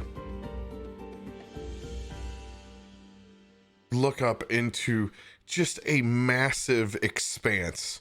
Not the hollowed out section of the tree in Grounded where you see only death and spiders. No, this is a massive, almost ballroom-like area. Think, if you can imagine, like a governor's mansion. But very FEY. It's just suspended in the middle, like any town square would be. It's a massive clock tower, ornately carved, what you can see from actually the old tree. As little mechanics and pieces of it are running all over it as if it's telling a living, breathing story, from pieces that look insectoid to humanoid to elvish, as it blurs all in one piece unison. Other parts have massive vines that dangle down that connect to chandeliers that are lit by more chunks and pieces of odd bioluminescence that look half plant, half fungus. It's a room full of activity in even the smallest bits and details. As you can see, one small procession of those indigo weavers all carrying out dinner plates piece by piece. Some of them actually bouncing by their own tail. Could I take one? Roll A sleight of plate, hand. not the indigo weaver. Roll sleight of hand. Okay.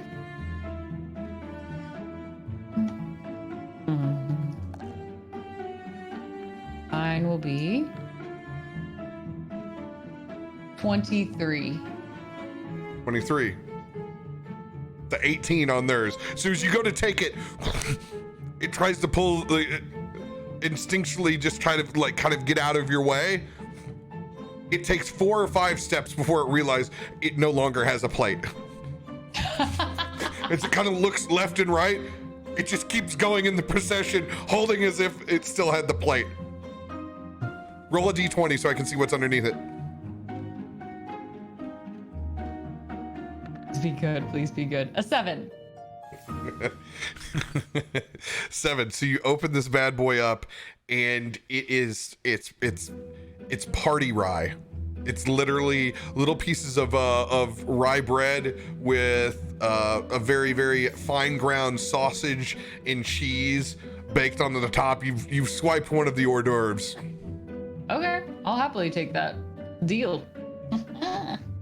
I'm gonna try to take another plate. This actual procession has already moved through. It was a small one, so there's like waves going on. I just got another sleight of hand card. I want to steal more. I'll save it for something good. Don't worry. You actually see a procession of large horned beetles as they're moving a little bit slower, but they also have what looks like dinner carts strapped to their back. Doesn't seem like it's very hard as they're slowly moving in the same pathway as the indigo weavers. A little too easy. I mean, you've created dim sum here. This is great. I want to flag down one for the sticky rice. It's funny you mentioned that, because on the back of these, you can actually get a good whiff. As Tormund's taught you, there is absolutely dumplings inside. Unmistakable.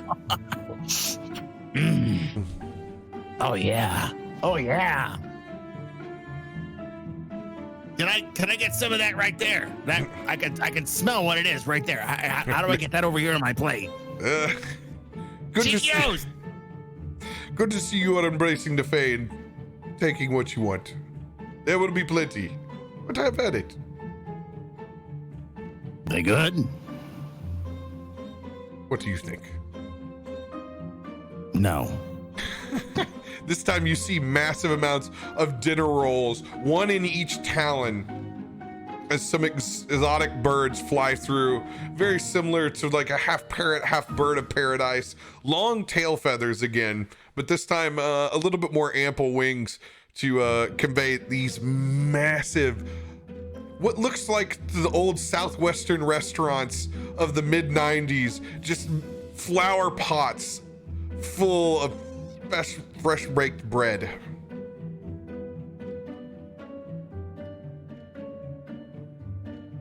I'd be getting fatter just listening to this. Oh, that's not even the worst part.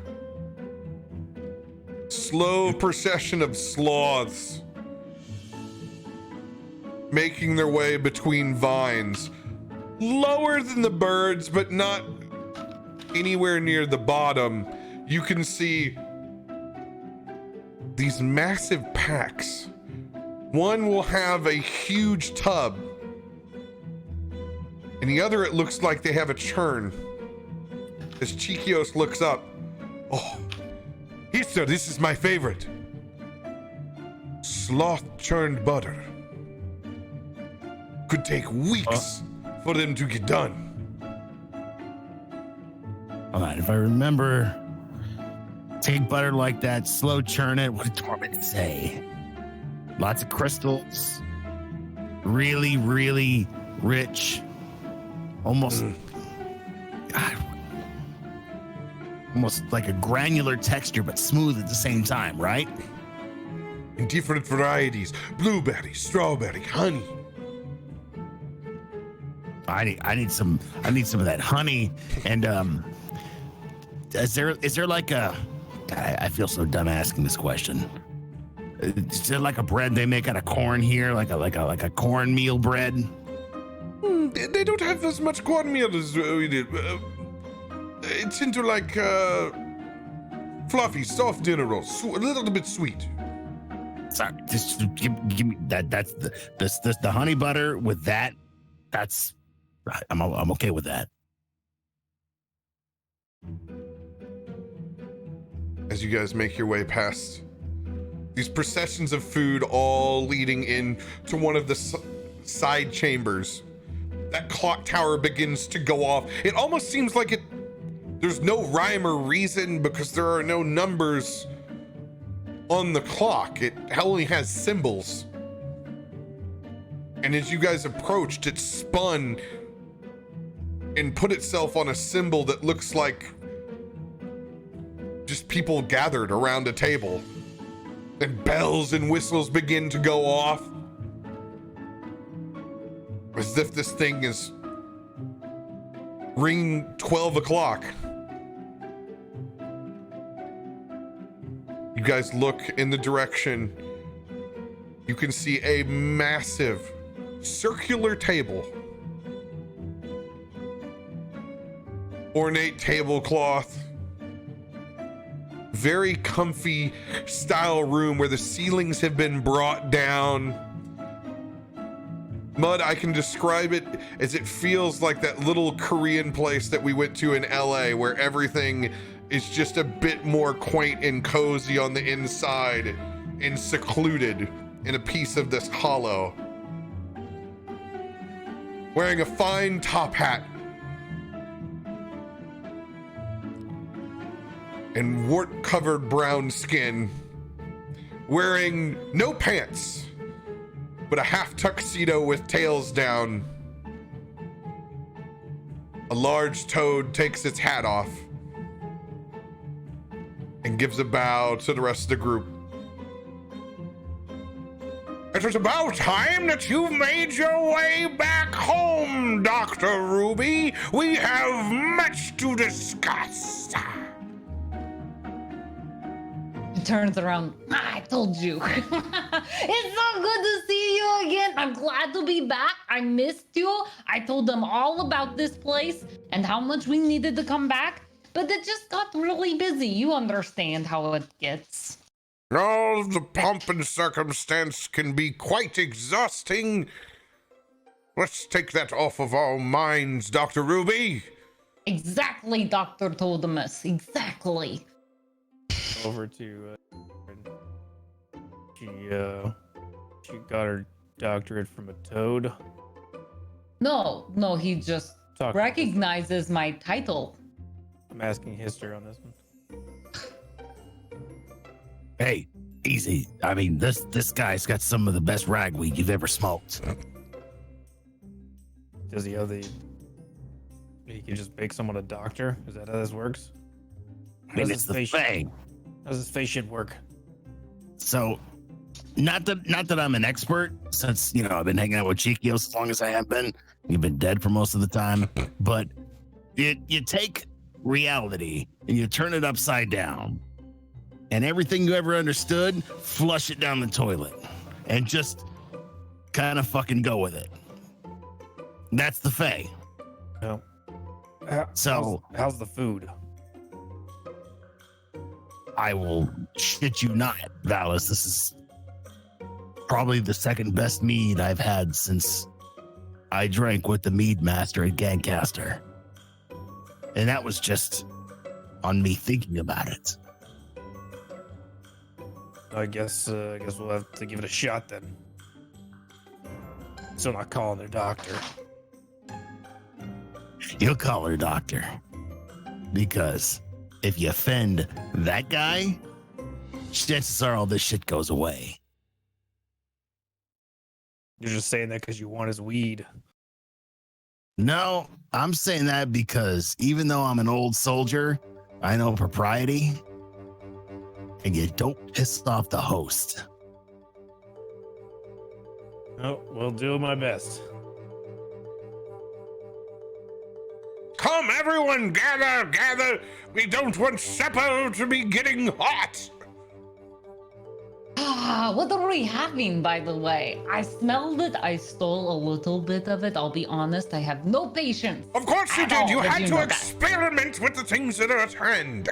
Right? Young mind must pilfer, explore, cannot be wasted. Finally, someone who gets it.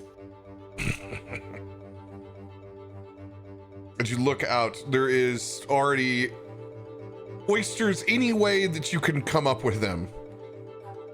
Charbroiled, Zydeco, casino, every which way you could possibly desire. Half shell cold, crackers, hot sauce, anything that you could need. As he picks one up, and it's a large one. As he gets his long wreathing tongue around this oyster. Imagining Jabba the Hutt eating an oyster. That's kind of where I was too, bud.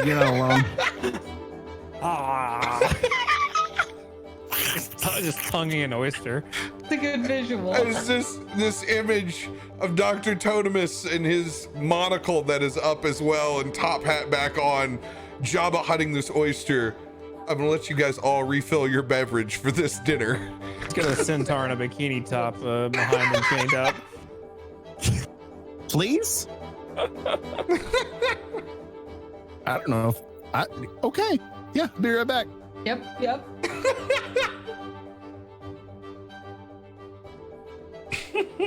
We've already been all in on food. There was inevitability, guys.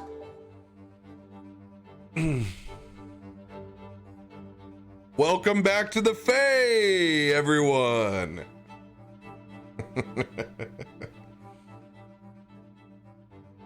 If we didn't make you guys hungry, would we really be doing our job over here at Saved by the Spell?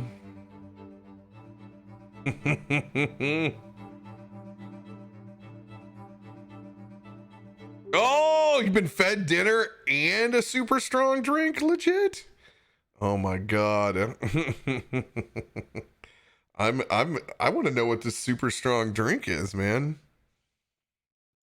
Inquiring minds want to know.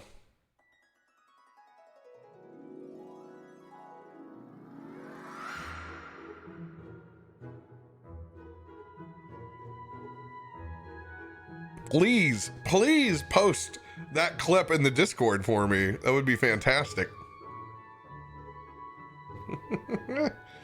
It's a large one.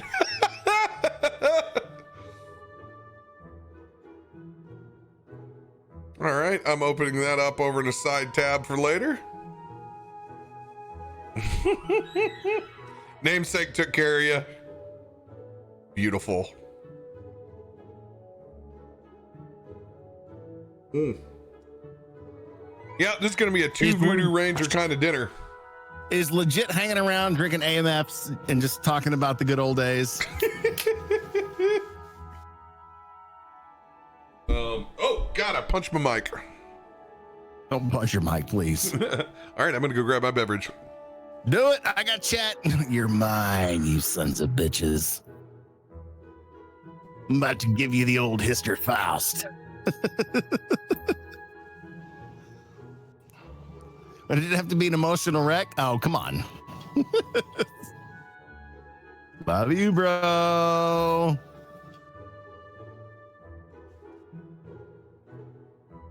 Legit has reason to celebrate the torch has been passed. We'll discuss that tomorrow. Oh, kitty, kitty, kitty. Oh, man.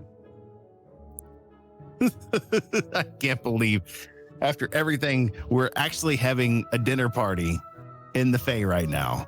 Like, Histor is so uncomfortable, but yet he's trying to play it off. That's some table talk shit right there. How dare you, chat? Come on. Of course they dare. Mom left dad in charge. Truly, this is what happens. It's like, all right, mom's going to work, left dad in charge. Awesome. Cool. Hey, here's what I want you to do. Go up on the ladder. Grab the top of the funnel. Daddy's going to hand you a can. Take that can, dump it into the funnel. I will be down here to drink everything that comes out of it. Ready? Go.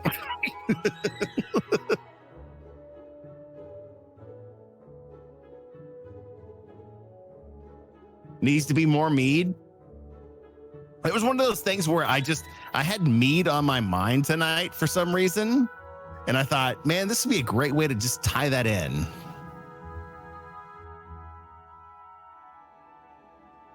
KO Motion Storm will be full force tomorrow. You think? He just had a Rakshasa roll off with his old man and tell him, well, if you haven't seen the episode, watch the episode.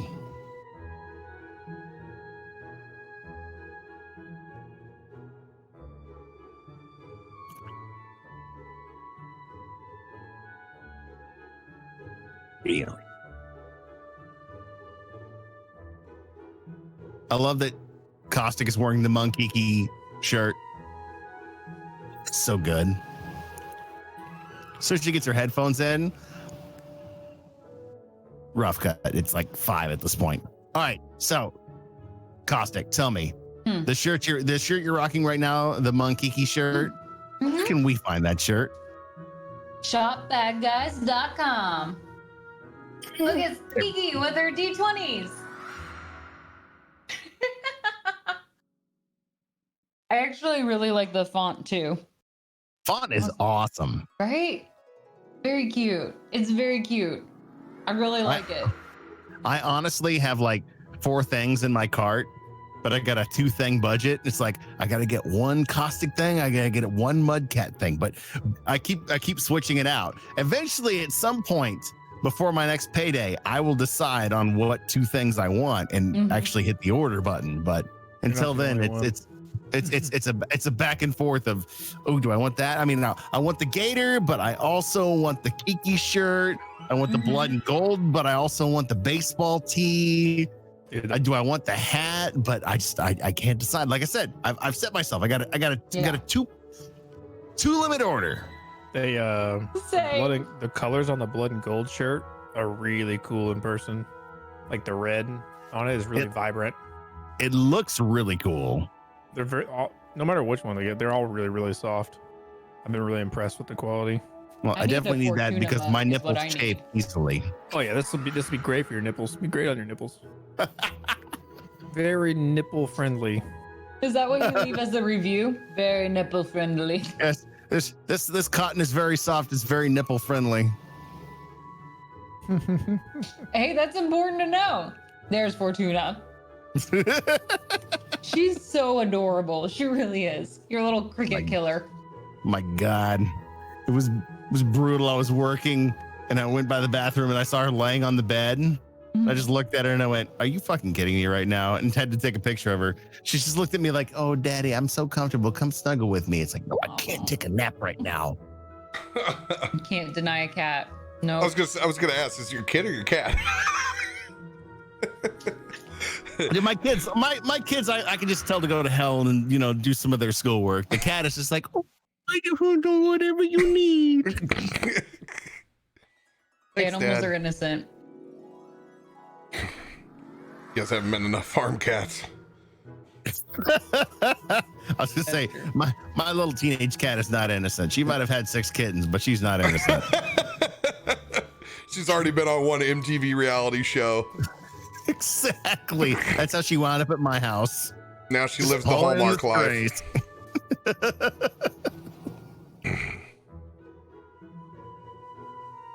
As you guys get ushered into your dinner placements about the very democratic round table in this Toad Hollow. Ruby, describe another set of the appetizers that are sitting at the table. Sure. So what you see, she opens up one of the plates and there's just this immediate aroma. Think like pigs in the blanket, but layered sort of thing. Like you've got your main meat, and I'm just gonna call it that, the main meat on the Main meat. inside. The main Call that meat. Mudcat. But then you've got your bread, but on top of the bread, think like cheese and bacon bits layered on top of it. So like you've got Oh, yeah. multiple just tasty, all the flavors that Ruby loves the most. And just to the side, right, on top, there's just a few raw pieces of bacon set aside just for Ruby to use. Yes. You remembered! Thank you! Everything has a section that is just raw bar. As we sit around the table, you said it's a round table. Yeah, this is round table. Valas is gonna be, after kind of being aware of like Dante being with us and where Valas is gonna not out and out, but he's gonna be consciously attempt to sit as far away from Dante as possible at all times. Gonna attempt to keep space from him. Yeah. Difficult with a round table because you're almost Right. equal distances from everyone. So you just you awkwardly play the chair game to try to get yourself where you want to be set at dinner. Yep. He's just trying to subtly, not out now, but subtly, keep his distance. And Dante, he's held up in a conversation up at the door as him and Cheekios are talking, no doubt some sort of weird FEY business. And slowly those seats are diminishing around the table. You son of a bitch. I'm gonna need you to roll an awkward dinner check. Just give me This happens to me in real life too, damn it. It does. It all the time. How do I always sit by the person I don't want to? He's asked me to trade him seats way too often. Now I understand why you were sitting across from me at E3. Listen, man, I had Korean wings. None of you existed to me. Go ahead, roll that d20. Which one? What is this? Just a straight D20 or? This is a straight d20. Yeah. You hedge your bets and sit over to one of the sides that seems to be filling up as quick as possible. And eventually you snag a seat in between, we'll say in between Ruby right now and, we'll put you Histor.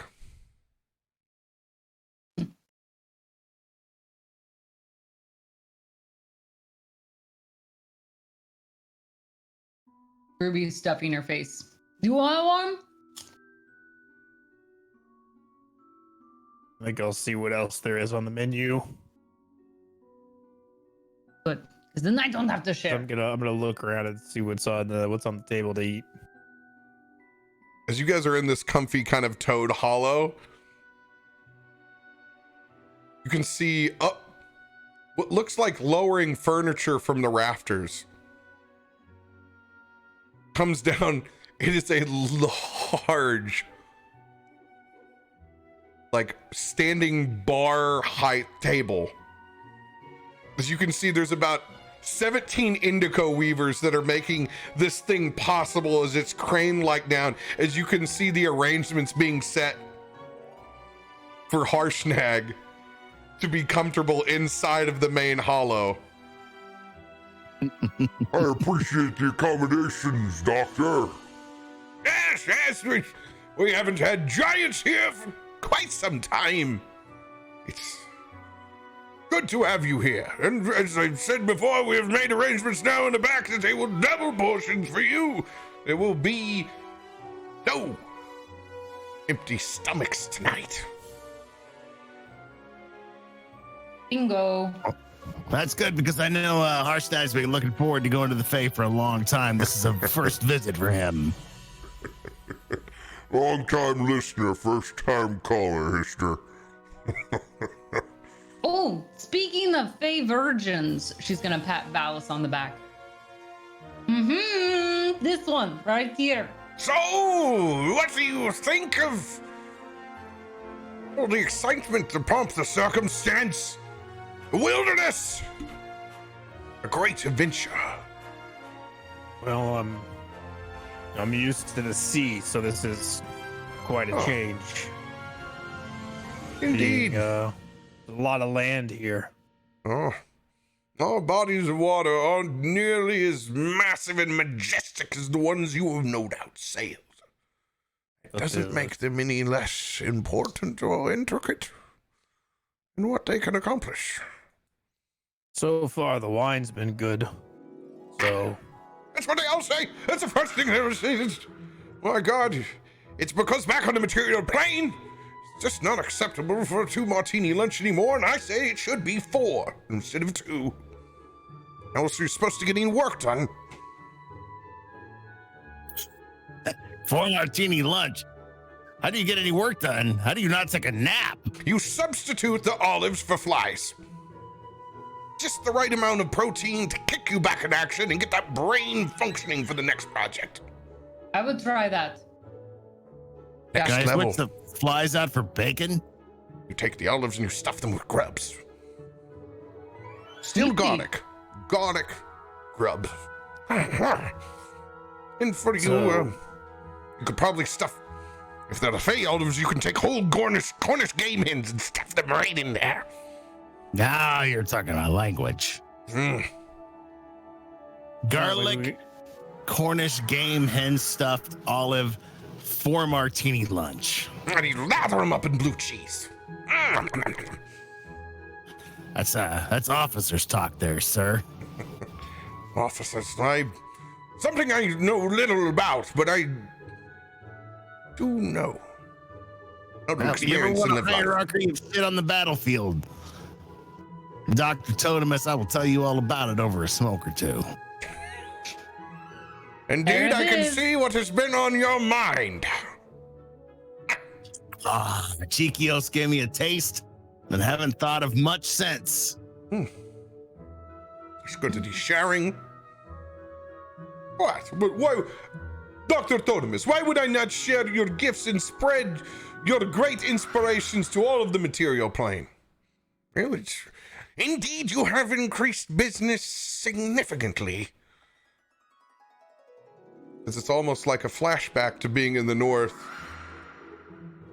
You can see little pieces of Cheekios, and every now and then, after conversations between vendor to vendor, handing out small tins. It almost looks like the Mr. Nice Guys, but it's just the I want to talk to Samson. and it's got Dr. Totemus on the front with his stupid smiley face. and a heat sensitive sticker that definitely goes tie-dyed the longer you hold it.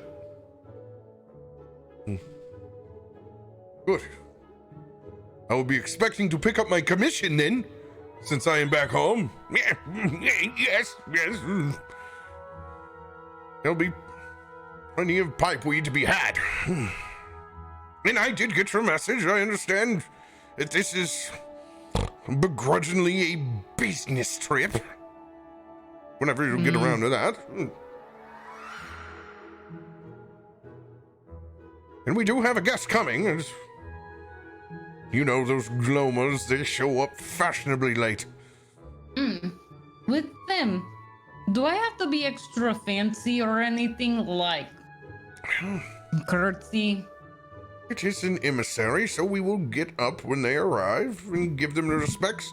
But we do not have to wait for them to sit down before us. It's just general respect would be fine. Okay. Well, I'll say that all this travel and talk has made me pretty hungry. See a lot of covered dishes here. What can we expect? I'll open one of them. Can I open one in front of him? Oh, absolutely. What's in there? It's one of those salt baked fish. You know what I mean? Like the one where they're baked in a pile of salt. Oh yeah. Yeah, just a big ass fish baked in a pile of sea salt. Crazy looking fish, by the way. The kind of one you have to like crack open the salt to get to the fish. It's got a small mallet and chisel inside. Well, Hell is that? oh, you're gonna. If this is anything like on the sea, you're gonna like this. Starts taking that mallet and cracking the thing open and unceremoniously just putting a hand in it to grab the fish and just hand it to Histor, just a handful of fish.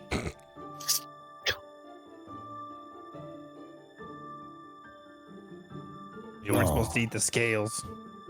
Oh. That's buttery and light, but acrid all at the same time. I don't understand what's going on in my mouth right now. That was amazing fish. Sure, it's not the first time you've said that, as he gets himself some fish for himself. No, hold on. Hold on. Let's see. I'm gonna pull over in the top on something that's in front of me. And inside it's thinly sliced what appears to be ham hock, covered in brown sugar, but it has this aroma of maple syrup.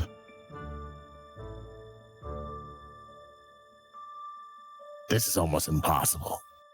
If I even tasted it, I'm just gonna stick my fork in, take my knife, cut a chunk off, and just hand it over to Valas. This is what I think it is. Try this.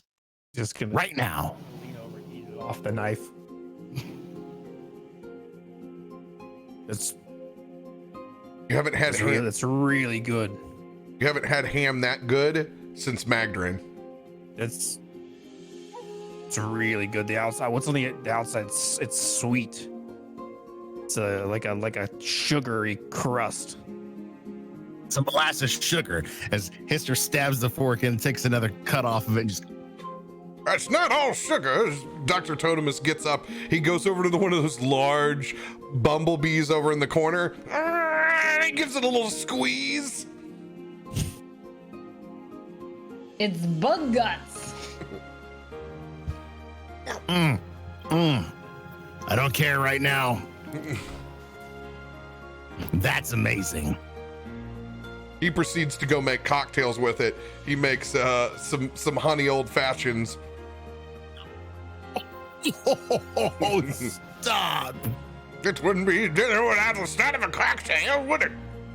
Histor's kind of looking longingly like he's hoping he's going to get one of those glasses. There's a couple of indigo weavers hanging upside down that have been muddling the entire time.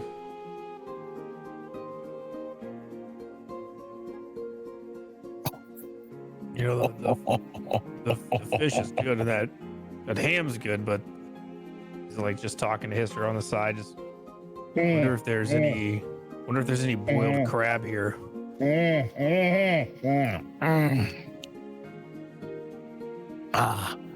I'm go lift that one up. Let me know if there's boiled crab in it. I'm gonna lift another one up.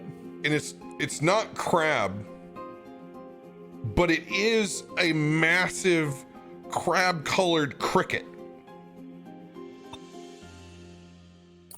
When you see this hard shell, it looks half crustacean, half really obnoxious camel cricket that could possibly dwell somewhere in the desert. I don't know, in the San Diego region. As you look over, and there's some massive crackers on the side, those crab crackers. You break into just the leg of it. It does. The meat looks like massive chunks of crab.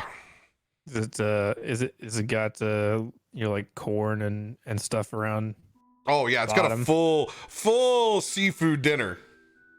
Yeah, Valas he'll crack off a leg and try it, and cautiously, looks like kind of like crab, so he'll suck on the leg a little bit, see what he thinks. It's definitely the chicken of the sea. So what does it taste like? Well, it's not quite crab, but it's not bad. It's not quite cricket either. It's crab cake. Why don't you dip in some of that that buttered brown sugar sauce over there from that ham? Not a bad idea, although it kind of tastes like you swam in an ocean of butter already. But Hey, it's just one thing I learned from my son. Can't have too much butter. dip it in the sweet ham glaze. Yeah, that's not bad. It's not bad. I'll Hold on. you want to try that? You want to try that? I'm just gonna grab a piece, rip it off, dip it into that, and just.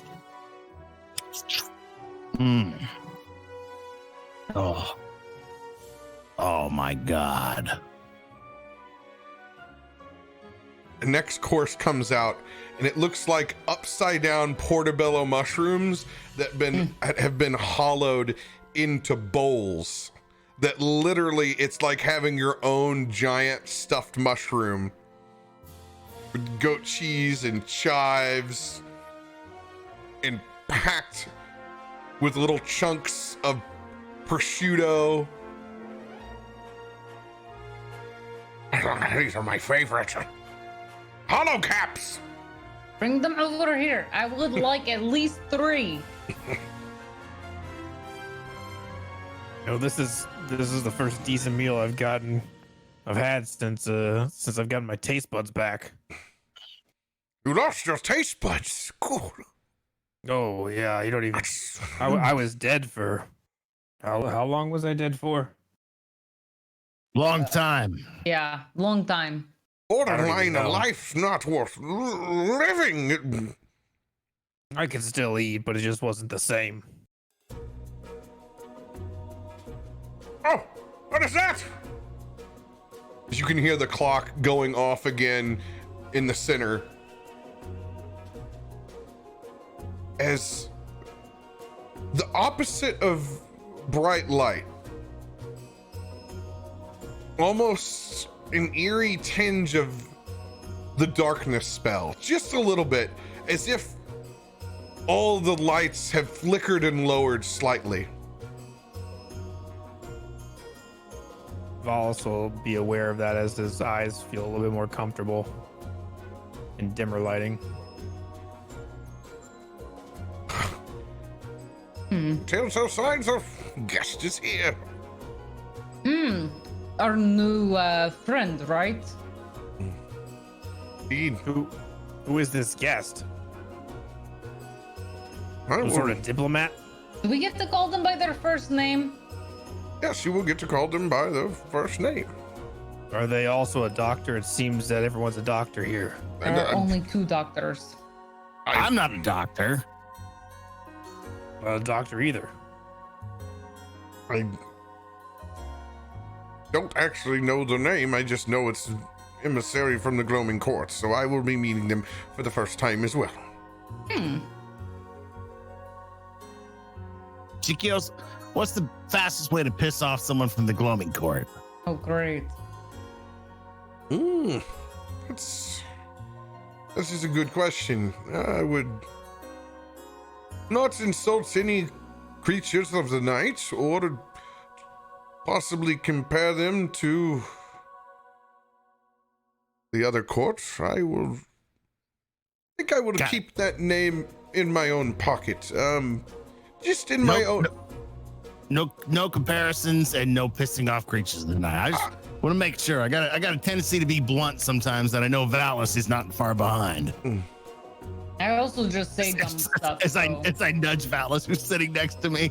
Hey, good news is I don't know anything about any of this stuff, so no information about this court to offend them with. It's your ignorance that'll offend them. It will be enough in my own form sitting here. When in doubt, just eat the food and don't talk. I may adopt that, my friend. I may adopt that with you 100%. I'm pretty sure everybody here likes me, so I'll do all the talking. Let's leave it to Cheekios, Ruby. That might be the best way to go about it, and just back up his play. I thought you trusted me. I do. I trust you to keep your mouth shut. Fine. Just eat more food. I don't have a Yeah. problem with. Can I get another one of those mushroom bowls? Of course you can. We have more than enough provisions here. Thank you.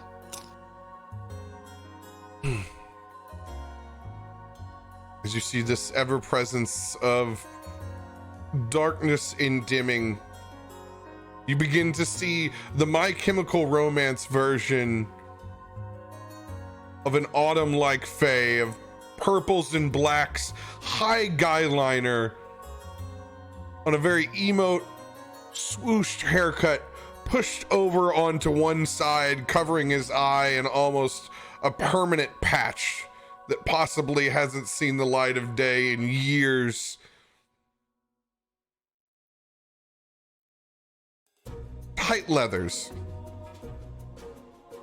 thin frame, purplish pale, awoken style skin. Out of the belt or no? Double belt buckle. Oh, yeah. True, Red Lord.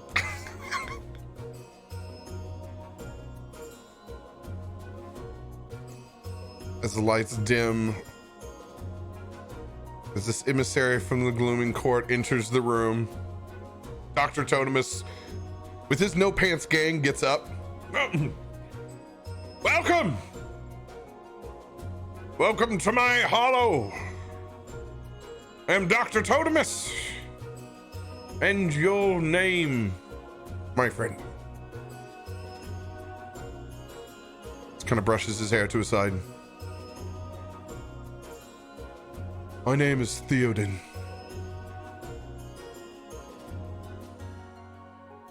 It is nice to meet you all. As he takes a seat over on the edge of the table in between Cheekios and Dante. So there's literally a spread between a summer Eldrin, a fall Eldrin, and a spring Eldrin on either side. Beautiful. This is totally the peace sign happening right now. Well, don't we just have everything represented except for winter? Just a smile from Cheekios looking over at Dante. This is like the first time he's ever dressed up. It's almost like he's like Mrs. Doubtfire at the table. Like, they understand that, like, this is as good as cross-dressing for him at the table. He doesn't even understand his own skin yet. It is not. Is it not a good day to break bread? It's been a long time since I've seen someone from the Gloaming Court.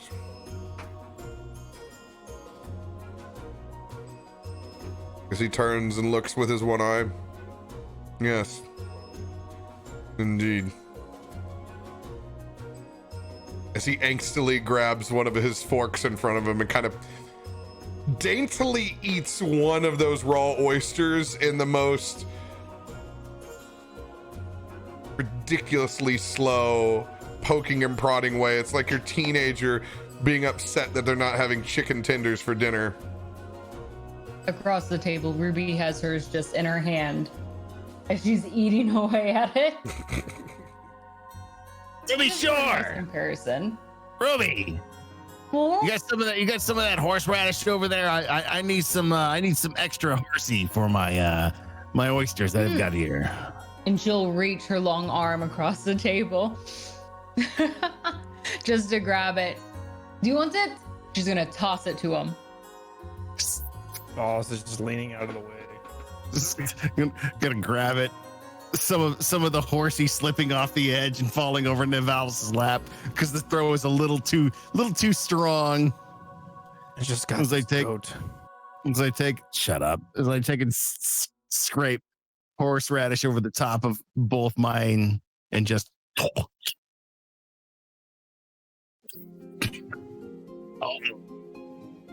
It's Now strong. that.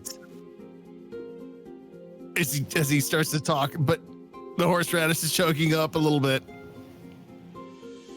And this is the that- part where Radio cries about how good the food is. That's an amazing oyster.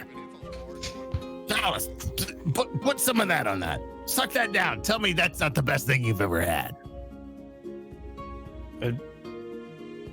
Yeah, okay. Valas just like puts a little bit on the oyster and I'm gonna try and push a little bit more with my claw. yeah, eats the oyster like. Yeah, it's not bad. It's pretty good. Salty, buttery smooth, but yet you got that heat from the horse. Yeah, you could use a. Hold on. He's gonna reach over and crack some more salt off that fish and actually take the salt and sprinkle it inside the oyster. Use a little bit more salt. Cheekios just shakes his head as you guys hear the rumblings.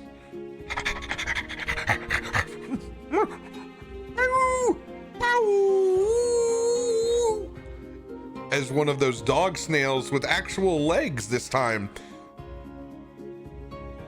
in a shell comes running up over to Dr. Totemus. Oh, always begging.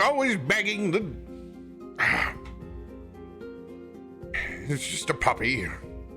Sometimes even I have to give in. As he slides down a couple pieces of the party rye down to the ground. They're always so hungry before they lose their legs. I'm sorry, they what? They lose their legs. Oh. What do you do with the spare legs? That's a Um, weird question. They shed them and you throw them in the garden. Oh, you don't No, never mind. I'm done. That sounds good. Compost them. No, actually, I'm intrigued, Ruby Shore. So the legs fall off, and then you see the garden with them. It becomes kind of like a fertilizer. Of course, we don't waste anything in the Fae. Very curious how the Fae works. It seems like you have an abundance of everything, but the cycle is somewhat odd. All this concentration sometimes makes me sound like my friend Asher-Mir. I need to quit that.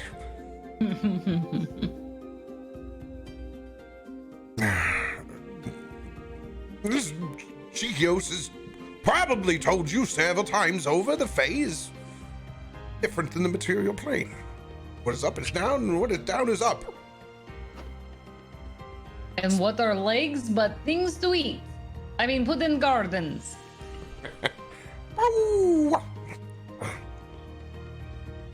As that doggo snail comes over and rubs up against your leg.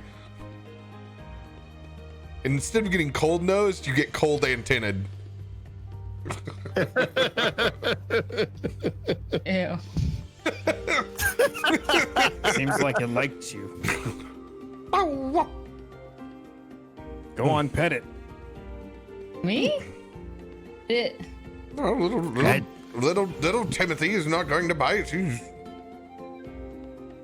Can I give it food? Don't be rude. Yes, you can give it some food. Its saliva has not yet turned poisonous either, so that's just good. Wait, their she's gonna saliva's grab- poisonous? Yeah, they like to drool all over the scraps so no one else will eat it when they get of age. Ah, that's a cool trick. I wish I could do that. She grabs some of the rolls that were on the table. Would you like some of this? And she's gonna tear it into pieces for it. Oh, and it's like a sloppy dog drinker from the bowl, but yet it's eating. It's like it's producing that. There's just a pile to clean up now on the floor. You're disgusting and yet fascinating. Let's get you more food, yes? And she'll reach over and grab more off the table. How Oh. much can I feed it? Oh God, at this rate. Oh, see, just continue doing what you're doing. She's gonna keep, because it does the two tricks. Shake! Shake! She's gonna grab some of those old legs. Give him a good shake. As you grab one of the legs, pop, it comes right off. Yes! Does this mean I get good luck? I got one! She bonks Told you it was Valas on the close. head. Hey, what are you doing? I got the lucky leg! Why are you playing with the leg? Why not? This is... We're eating. So? At the dinner table, it's still like, it's still moving. Do you want more bread? Oh, the leg is moving? The leg is moving in your hand. This is really cool. Valas is gonna kind of scoot his chair over a little bit towards. She's gonna lean in. Histor. Look, I've got like a third leg. As It's you like hear, stuck out on their side moving. like a chair that's losing its legs, you hear, as it plops down, it's kind of like shoveling forward, just pushing with its back legs. As it completely now slumps down, leaving its back legs, you get about 6 to 7 inch snot trail as his first snail slide goes up and over your leg, over your shin, as he slowly glides his way up and over across. Ah! Hey, Ruby, sure, see if he'll eat his own leg. That's cannibalism. Self-cannibalism. That's, I'm curious about this. This is some interesting stuff right here. don't you have any lines to cross? That seems awful. This is what I was called to dinner for. It's like a pet. Have you ever seen this before? No Easy one. there, Theo. Hold on. You got a bunch of people here who haven't been to the Fae before. We'll My talk about name what you is guys- This is Theoden, a cool trick. not Theo. That's what I heard. All right, Theo, just hold on. I want to see what this snail thing does. It's not eating its leg. I'm not gonna let it engage in cannibalism. Was that like auto cannibalism or something? I don't know the right words for it. But it can't be okay. I would never feed you your own leg unless we were frozen in the mountains and we hadn't had food in at least 3 months and we had already eaten Valas. Then I would feed you your own leg. I mean, you're talking about what we did in the ice giant realm. So, I mean, come on. That's true. Fine. But I'm not feeding it its leg. You can feed it its leg. She's gonna hand it right across Valas's face. Do you want the leg? You can feed it its leg. As Valas looks across the table at the guests. Maybe we should table this conversation for later, as he's just gonna pick up the food and shove it in his mouth so he doesn't say anything stupid.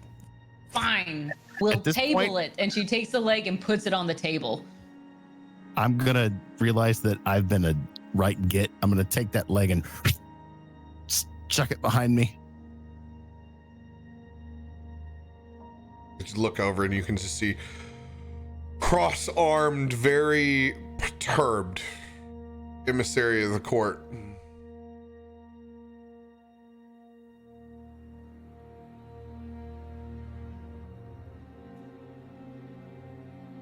I have been summoned here. My Dr. Totemus and his good favor.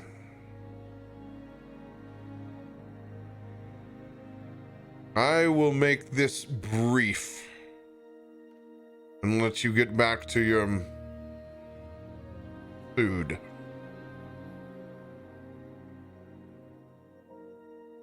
I've been told that you're seeking the Dream Eater. Is that correct? Yep. Yeah.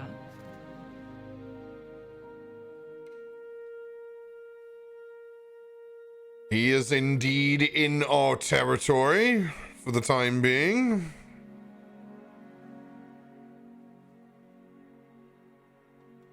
That is true. Are you ready to deal with the ramifications?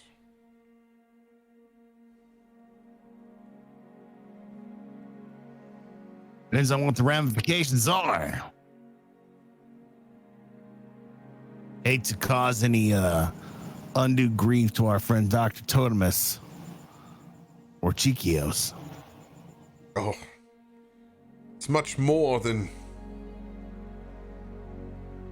damage to your friends.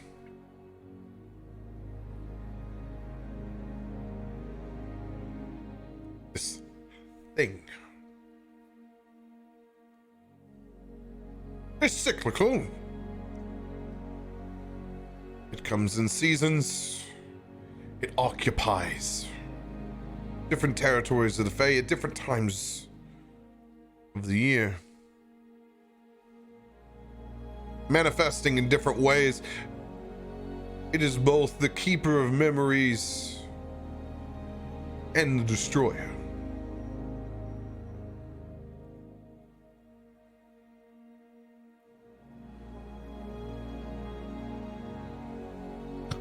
Tell me something I can actually use.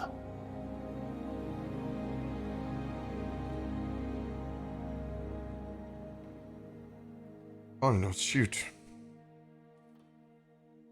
What if I were to tell you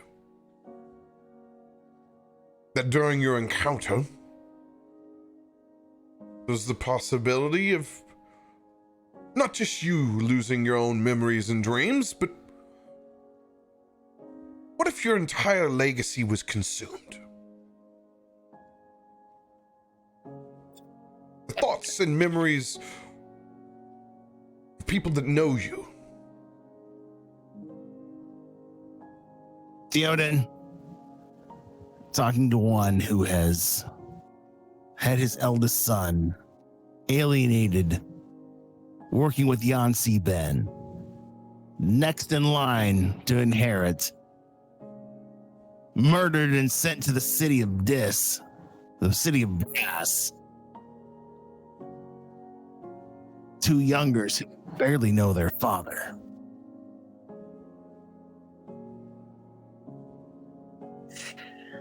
You can't destroy what doesn't exist. It's fine. It seems like you have much to gain regardless of your outcome. But remember, this is true for all since this Dream Eater has been alive. Of my calculations, to put this in your material realm terms, a good 1,000 years. There's a few memories stored up in that thing right now. And while you dip your toes in for your own personal reasons, realize that it is opening a floodgate, not just turning on the faucet.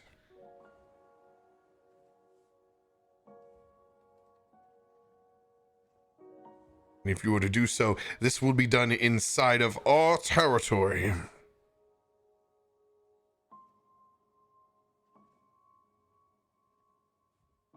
So we will be watching everything. All right. So what are the rules? Trust me, I fought under many different commands. Every thing has rules. What are the ones in engaging this for you that we cannot break?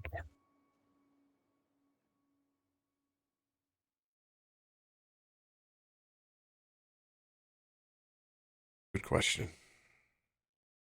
For that, I do not have terms of. My queen has not given me full permission to give you the A-OK yet.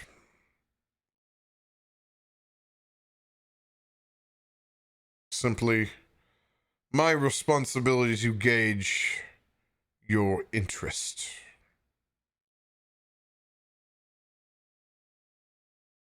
The interest?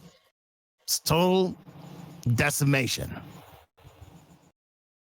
You'd like to come along with us? Play gatekeeper? Sure. You can tag along. Maybe you got enough trackers that can help find this Dream Eater in your territory. I promise you I will not be doing the tracking. Didn't figure someone of your statue would be tracking. But I got a feeling you've got someone under your employ who could find it. Have strong words and opinions in places that you do not know or understand. I don't need to understand, Theoden, that a fight's a fight. You need reconnaissance. You need knowledge. And you need a plan.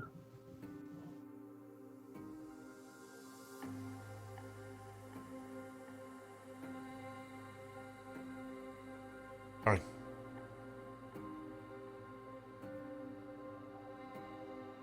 If you so choose, I will relay back to the Queen complete destruction.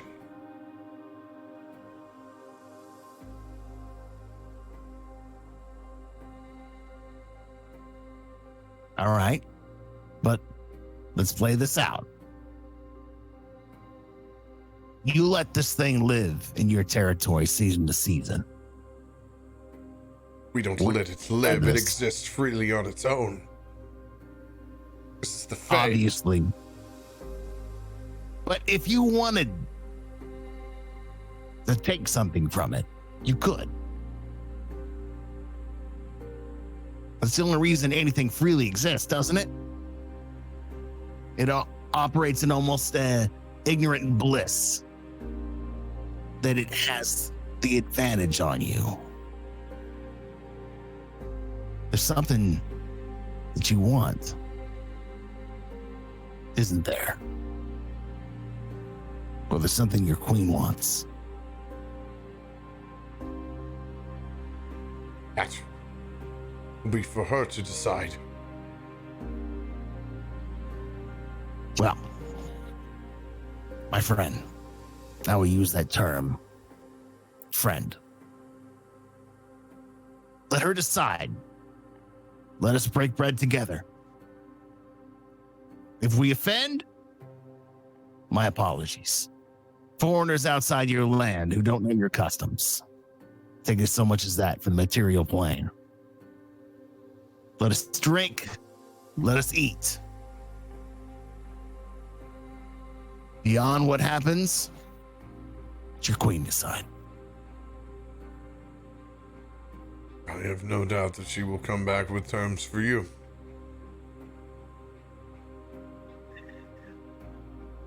Theoden, my name is Histor Faust. I'm a soldier out of Gancaster. Led troops into battle. Terms, conditions are like air and water. They're a necessity next to the food that is battle. I don't take it willingly, but I understand the language. Once she's laid down her terms, we'll take it from there. But just know, Time is of the essence, because there's much to do in the material plane. Dr. Totemus.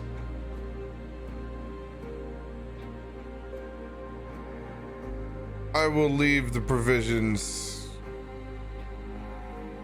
that you've inquired about. If there's nothing else that you need, I will be on my way.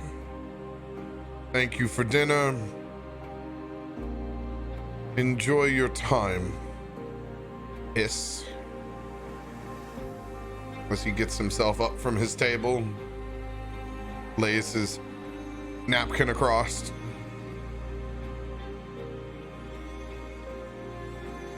Theoden! One toast. See you in the Gloaming Court.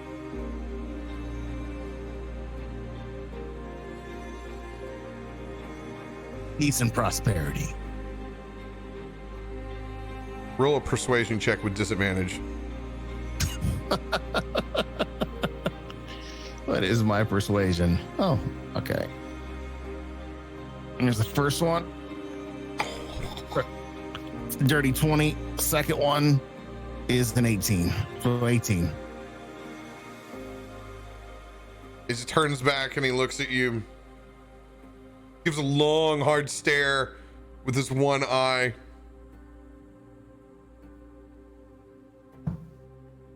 Walks back to the table and begrudgingly picks up a cup.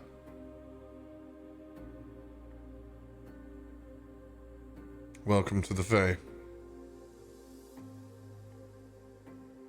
Histor will bow to him at that point. Look him in the eye and then take a sip out of his cup. Ruby's just going to wave.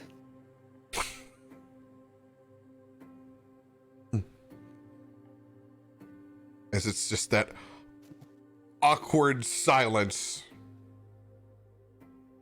for a minute. Even all of the creatures that have been stowing in the hollow have all kind of stopped what they're doing until they hear the passing of the clock. As soon as he leaves, Go ahead. Valas is gonna look over and say, "Like it's like air and water. Go to the battle. You couldn't just shut your mouth and eat.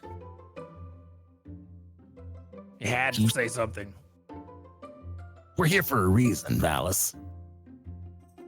Yeah, but you had to be the one to talk. You saw that peacock, right? I mean, Yeah, that guy clearly fucking hates you. Yeah, that's for sure. Yeah, you're not liked. I'm not. I'm God. Hobbit's sake. We had a plan. It was to shut our mouths and eat. Even I was able to keep mine contained, but... Oh, Histor Faust. We must not came have out gotten in you rare enough form. food. Oh, the buddy All I Theo did was over here. establish the terms. All I wanted was the terms. I'm not used to this court crap. Water. He barely even had the chance to touch his mushroom. He didn't even finish it. He didn't want his mushroom. You could see his face. That son of a bitch was playing us all. He has dainty fingers. It was just taking him a long time to cut it. You should Dainty have. fingers. You should have asked how his childhood was. See if you could make it better. I've served many campaigns in Lancaster. Wow, you really read the room well, huh? None of you are gonna speak up. People Sitting there just letting him talk down to all y'all. I've seen people like that before. Well, you already started pushing the ball downhill. There's no point to jump in front of it to get rolled over. Well, the good news is relaying your intention and plans back to the Queen. It gets the process started, and I did ask of him simple ways that we could begin tracking the Nightmare Dream Eater. Dr. Totemus, if I offended you, I'm sorry. I've just No, I found I haven't been so uncomfortable in weeks. It's fantastic, actually. That feeling of like fingernails on a chalkboard. Oh, God. It was like rubbing two pieces of styrofoam together. It was thrilling. It's like watching a train wreck. it's not something I feel all the time. Yes.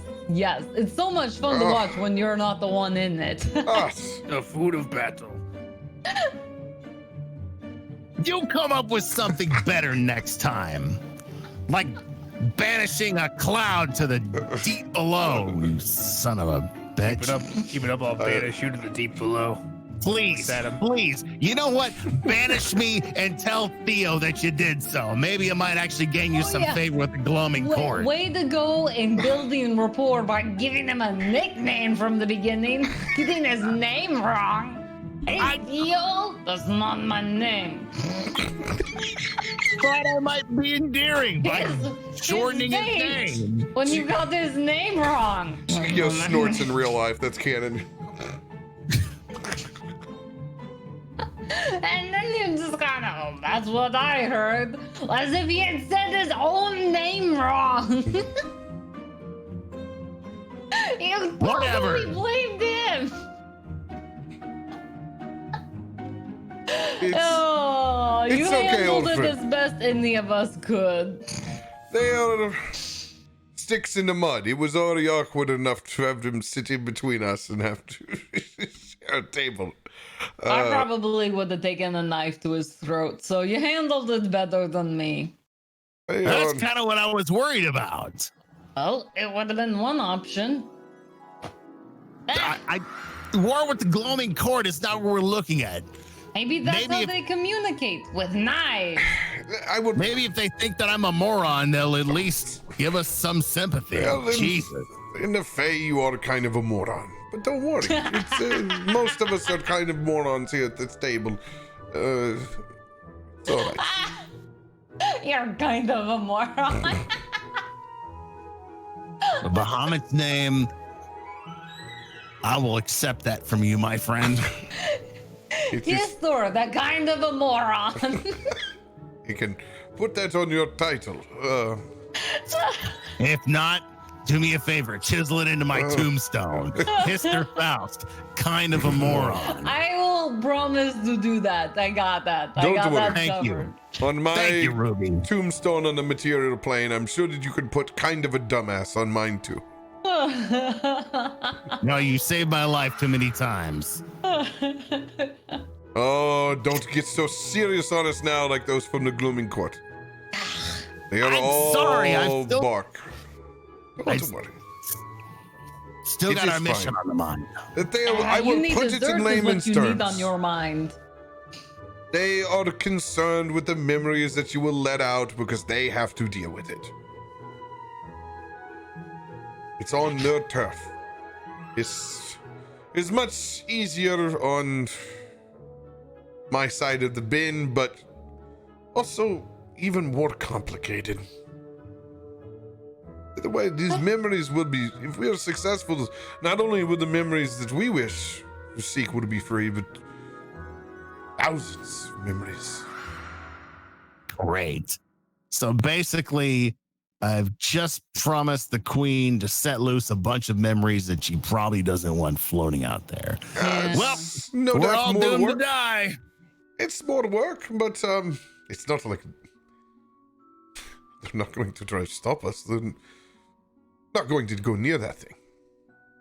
You don't think? I mean, they would watch us, but We're kind of lost on tracking this Dream Eater if we don't have their help, aren't we? that is not the case. As he holds up a little vial. I love vials from here. I don't even need to know what it is, Dr. Totemus. Give it to Dr. Ruby and let her drink it down, and we'll see what happens. No, you. I will reserve what this liquid is, but we are missing a component. We will need a piece. Piece of what? As he looks down over towards Ruby's leg, and he reaches down. We're going to need some slime that's even thicker than what's on the floor. And where, pray tell, do we find the slime?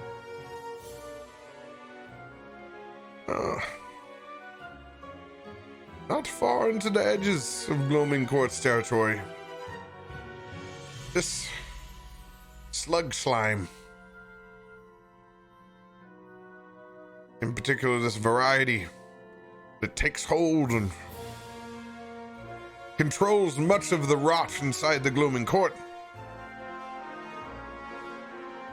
Mixed in with these... this special liquid, we will be able to track the Dream Eater.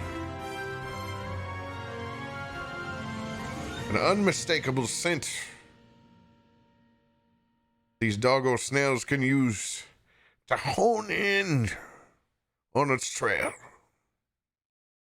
No doubt probably your own winter wolf as well.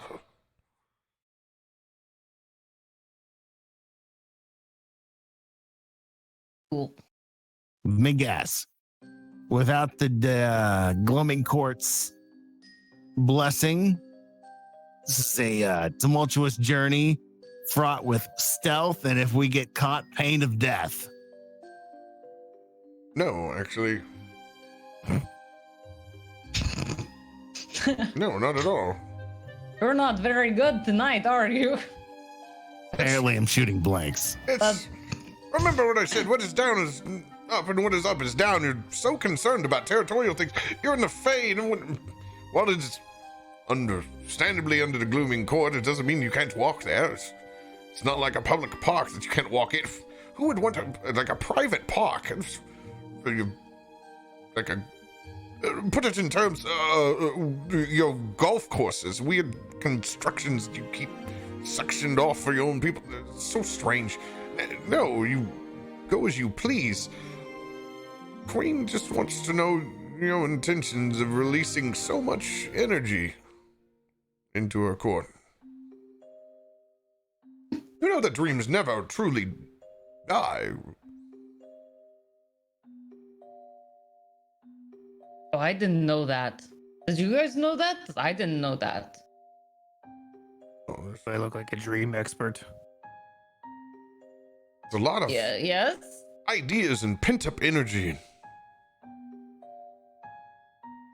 It's one thing the Fae does live off of, is manifested between pure excitement and energy. It's quite the domino effect if you do what you say you're going to do.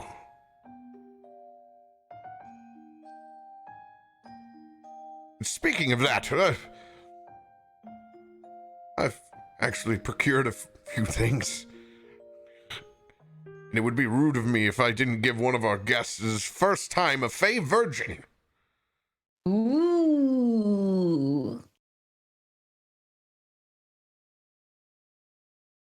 Go ahead and roll that D10, Mudcat.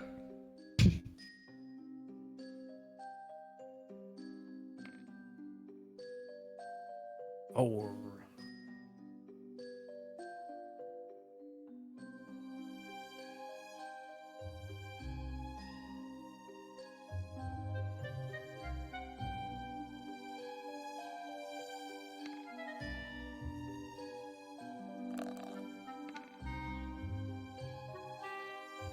Congratulations, I'm now a doctor too. Not how that works. Well,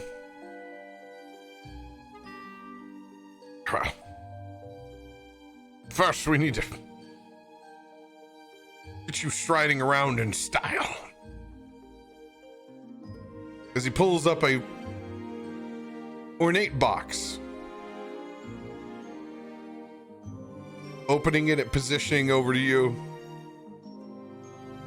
There's a lot of slime, and these could help. As he opens up a box displaying some very ornate, elvish-looking leather boots. as you get boots of elven kind that make no sound when you step. Regardless of the surface that you move across, you have advantage on dexterity stealth checks that rely moving silently. Nice. Can I also just say this is another proof that somebody else wants to dress up Valas as well? Shut it. Roll another d10. Valas can. I'm gonna kick Valis and show him mine. I'm like, hey, I got something to do that too. No, these are very comfy. A lot better Yeah, they than are. those stiff other ones I had. Check it out. Broken those in yet? Yours got green flames on it. It's mine new. And what trip would it be without a good old-fashioned walking stick to get yourself around? Well, I mean, I'm capable of walking. I don't know that I need a stick. Well, this could get you out of several sticky situations as he taps this rather ornate staff that is wrapped around. It looks like a solid vine, but it has pieces that almost look like active dripping honeycomb that yields up to a pine cone almost in the shape of a wasp's nest. As he taps it on the ground, as these bugs swarm up out of the top. It's more like a buffet to me, but could prove useful for you. As he hands you a staff of swarming insects. Holding this staff, you can use an action to expend its charges to cast Giant Insect or Insect Plague. Woo. While holding this staff, you can use an action to expend one charge to cause a swarm of harmless flies and insects to spread in a 30-foot radius of you. The insects remain for 10 minutes, making the area heavily obscured to creatures other than you. The swarm moves with you, remaining on you.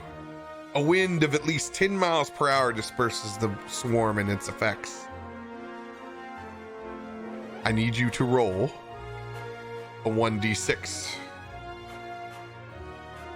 Ooh, the charges roll.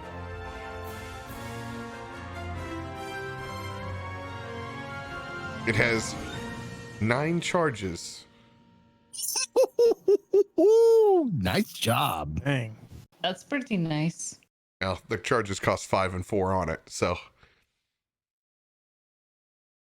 in particular on this staff, after those 2 have been expended on it,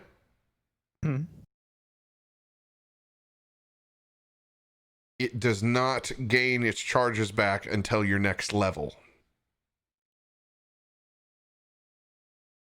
So it's not daily, it will be on your next level when you're able to roll for charges on it. Gotcha. Well, that's... But the insects can be used at any time, and it's passive.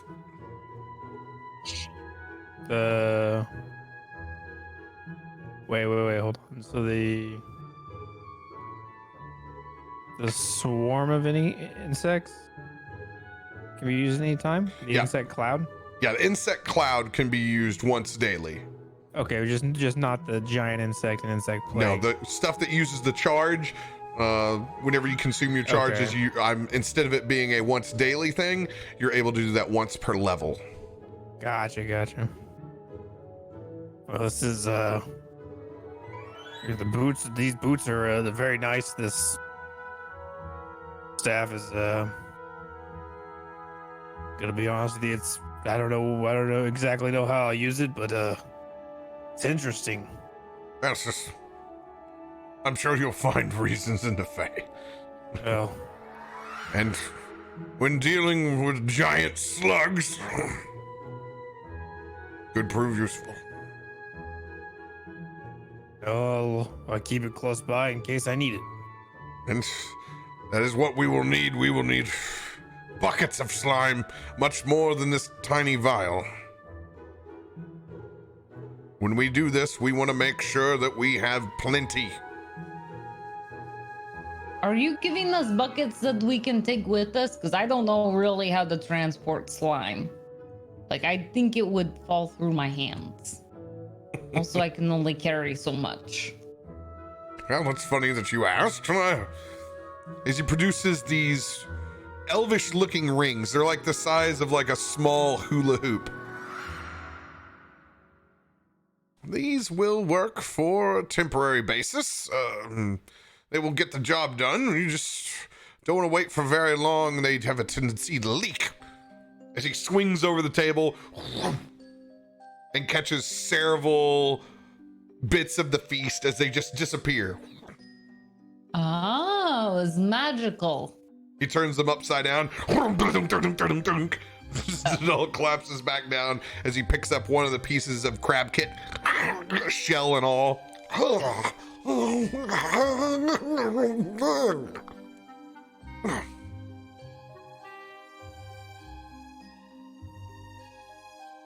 Well, that's pretty cool. Also, I don't think I'm stable enough that I should be the one to carry it back, because I would flip that over in a heartbeat. Oh, I have one for all of you. We need a lot of slime. Ah, dance. We all gotta have our own hula hoop. Fine, I will do this. And hopefully not mess it up.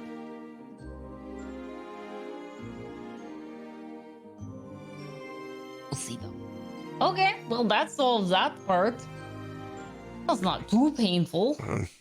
As far as you're concerned, Histor, I'm sure that they will be watching, but I don't think they're going to interfere. Especially not yet. We're not on the trail.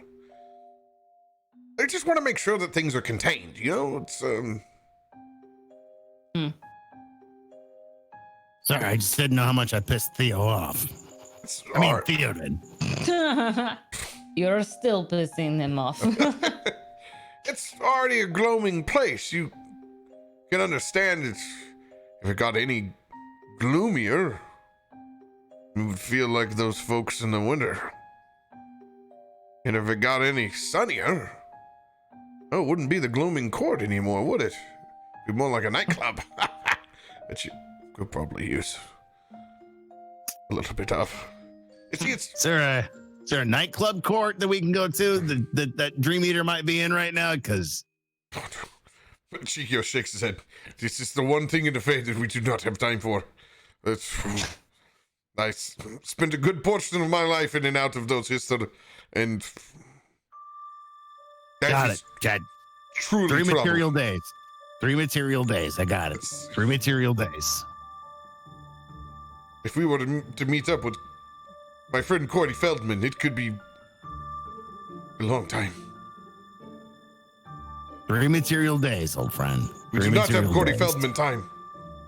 No. Cheekios in his head is having memories of him dressed up like a lost boy. Wait, is Corey Heyman in on this as well, or? Oh, Corey Haim gave him his first clip-on cross earring. Perfect. Wow. It's a strange place. It is indeed strange and full of curiosities. And I am rather anxious to get my hands on some of this slime.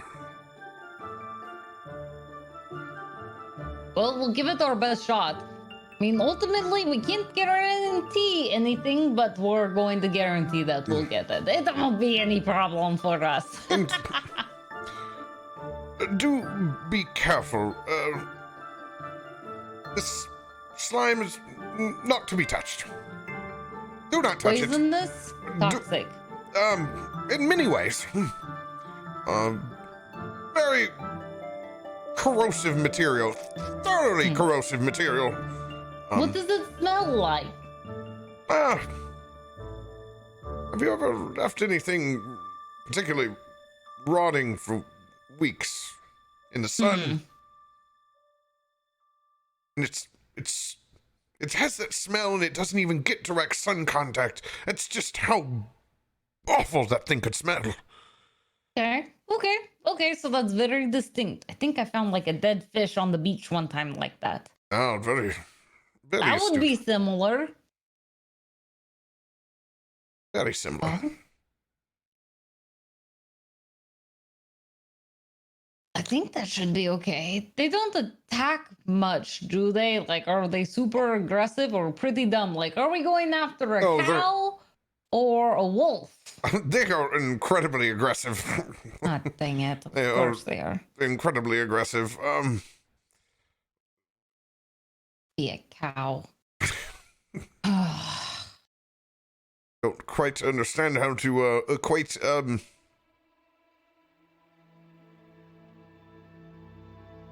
could I put this? They are the garbage men and women of the FEY. Oh, they sound really important then. They are the first line of defense to recycle. Aww. They consume.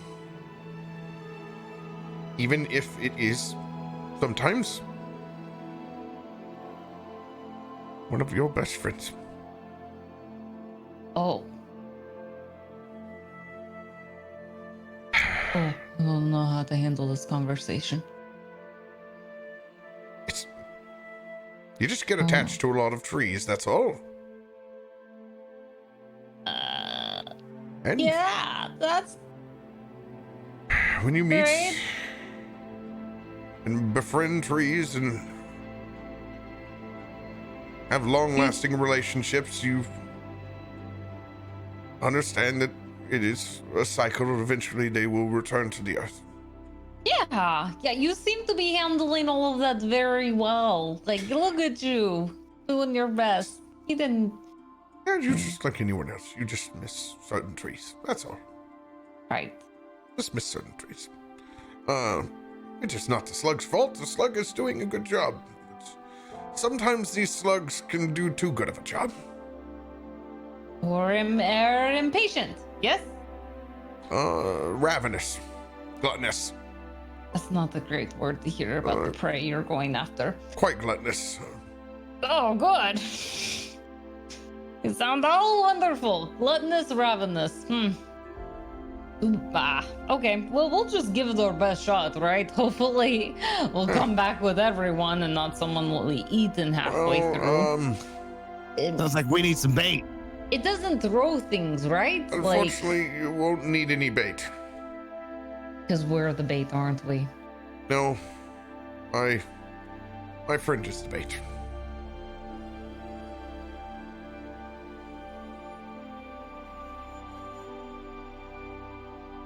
I'm gonna need to have you elaborate a little bit more on that. Yeah, clarify that. What friend? Oh, And is already?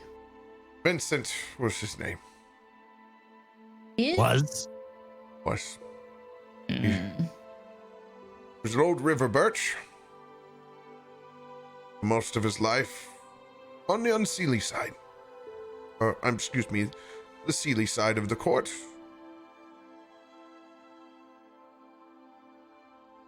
It took it harder as it got darker. Never did sit well with him. The whole swamp the lands had changed. Vincent just grew downright depressing sometimes. And it made him weak. Oh. And that weakness leads to decay. And eventually, he fell. And that's where the slugs take over. So, if there's any slug that I want to get rid of at the moment, it would be the ones around Vincent. So I can take him out of the Gloaming Court. Bring him back to where he was happy. Okay, yeah, we can do that. Right, Histor, we can do that. I know nothing about how to do that, but we can do that. Dr. Totemus.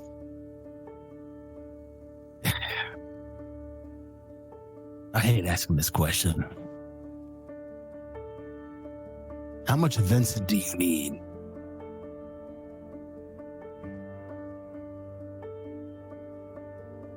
I would like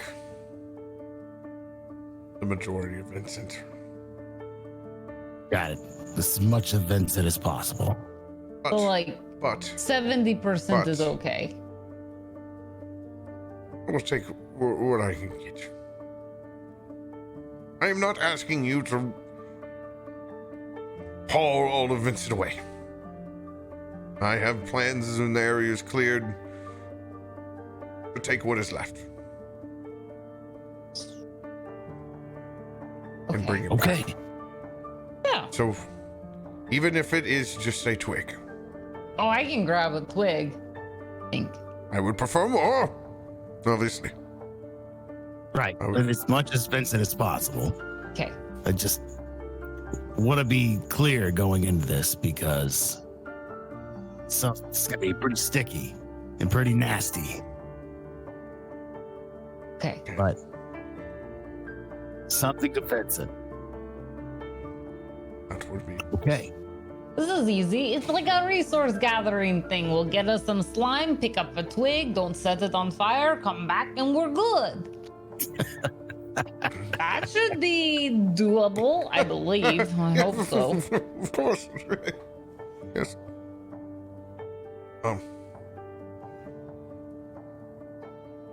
One more thing to note. Yeah?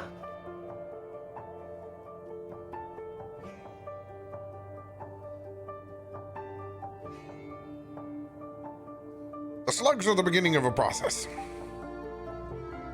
Like a metamorphosis. No, the first one's in on the rot. Oh no, it attracts something bigger, doesn't it? It's Ah! The food chain. Okay. Cool. That's nice.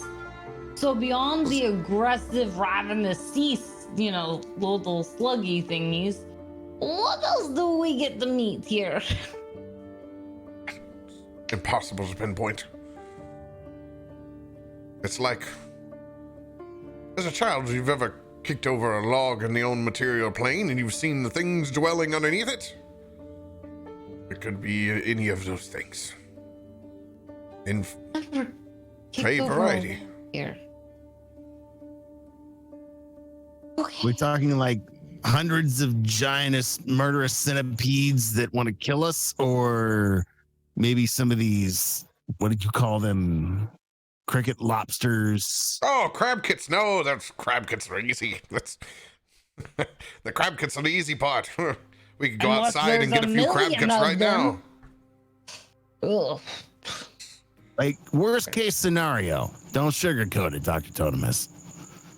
So we're going for something. The bait is already there, but the slugs are also attracting other thingies. Okay.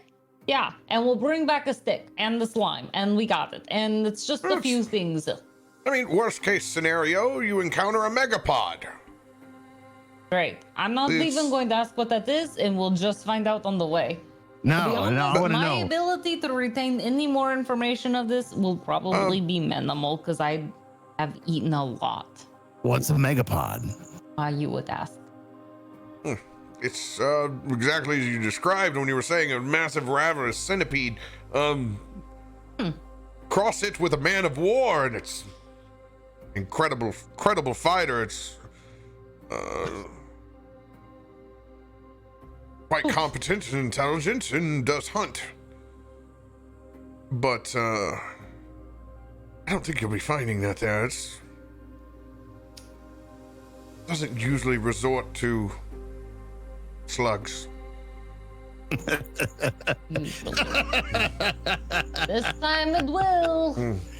Dr. Totemus, if anything, I can almost guarantee you that as soon as we turn over the pieces that are Vincent, it will come crawling out. So, Not necessarily. Like I said, there's many creatures that thrive in the rot. I can't tell you what pieces will be with Vincent. I'm going to assume all of them hate fire. That sounds like the best defense that we've got, right? Nothing likes getting burned. Nothing likes getting burned, but burning poison ivy isn't a good idea either, is it, Ruby? I mean, I would still do it. It's a bad idea, and I don't suggest it. Fine. Okay, well, then we'll use our swords and the hammers. We've got plenty of those. Indeed, I mean, you that do. was... Yeah, no, you've got something. You're good. Even Cheekios has his, like, little scyther thing, so we'll be fine. You gotta just whack, and you slice them, and then you're good. Like stomping on the bug. There can be a myriad of things. But we have fought larger.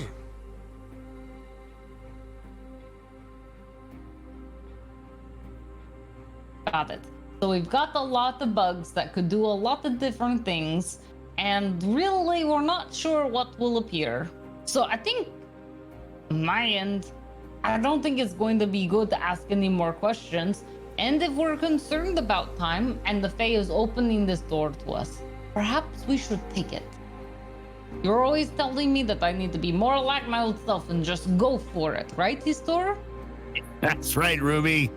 We're gonna go for it, and we'll just kill anything that gets in our way. Which I hope is just the slugs. Fine. It is set. Okay. You'll take little Timbo here with you. I'm sorry, what? A Timbo? Oh! This thing that I pulled the legs off of. Okay, yes, we will take Timbo. It would have been a little bit easier had he still had those, but now, it still points you in the right direction to go. Was always fond of sticks of Timothy's. I'm sorry, sticks of Vincent. Perfect. Well, if he can find it and lead us in the right direction, I think this will be perfect. I think everything is aligning and nothing can go wrong, and we will easily be able to do all of this. Yeah. Just You got anything hopefully that, believe it. Got anything that smells like Vincent we can use to prime old Timbo here? I don't know anything about hunting dogs or dog snails or snails. It's usually what gets them on the trail. Totemus reaches in and kind of breathes a big sigh. Takes out a small wand from his coat. This was from the better days.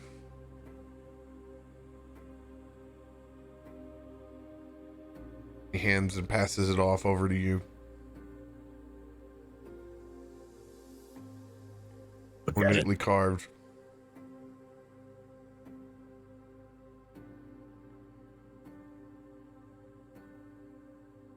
Guardian Levioso. Do be careful with that.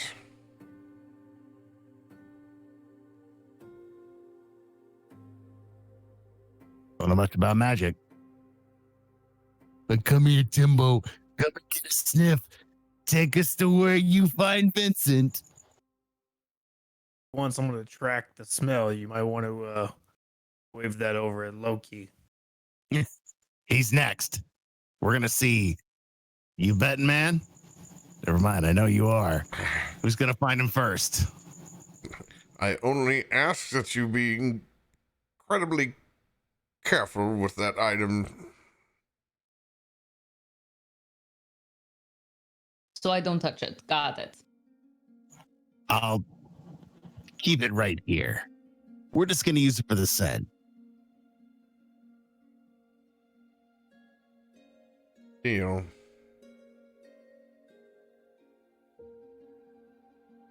Cheekios has a big smile on his face.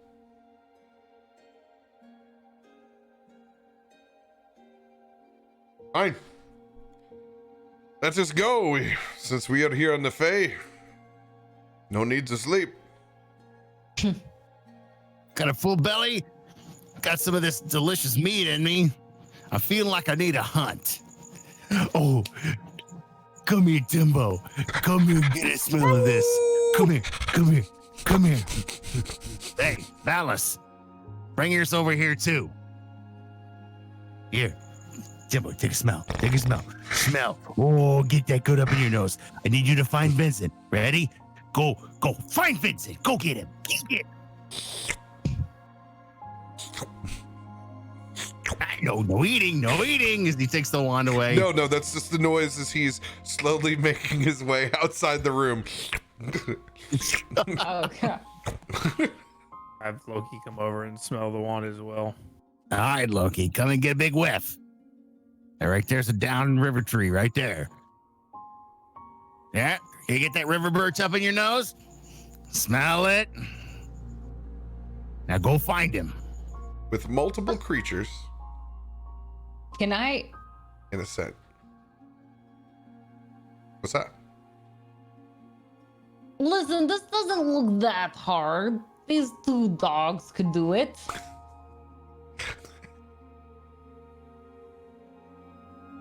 I bet on myself. Feeling very Fae. I would like to compete against these 2. Let me smell the stick. It's just gonna pass it over to his right hand. Ruby's. All right, if that's what you want, Ruby, I'll put 5 gold on you, Ruby Shore. are you wearing your helmet? I am, yes. The gems in your helmet light up as you hold that wand. Did I? Like I said, be careful where you point that thing. Yeah, that thing down now. All right, you can give it back to me now. I'm gonna tuck it away. I'm gonna hand it back. But I got a good sniff of it, right?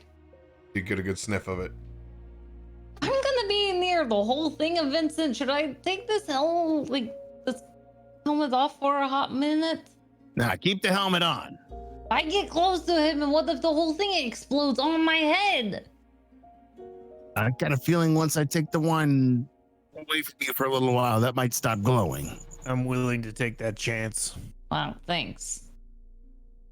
All right, I'll have to just walk closer towards Vincent, but I got a good sniff of it. since you got a good sniff of it, I will let you roll 3 d20s. Yeah, Winterwolf has keen hearing and smell. All right, just straight up d20s. This is survival, so between all of these creatures and you, it's going to be like a +6 or 7. Let's do a +7. +7 for me? Over this roll. This is I'm letting you do this mass roll for all of this. Okay. It'd have to be an exceptionally shitty roll.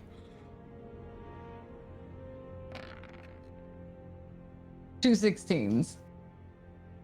And then an 8. 23. Loki easily has the scent and is leading the pack as he's running ahead, but you no less sense it too. It's like leading you to fresh cinnamon rolls. Ooh. It's easy to detect, especially after holding that small piece.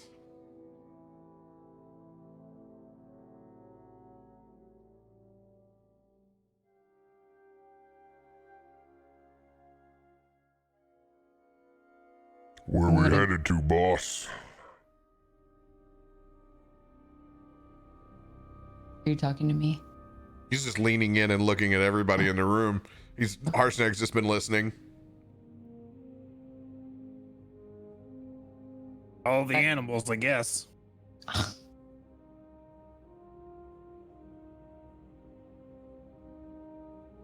Straight down the middle. Keep them all in sight. First one there wins the prize.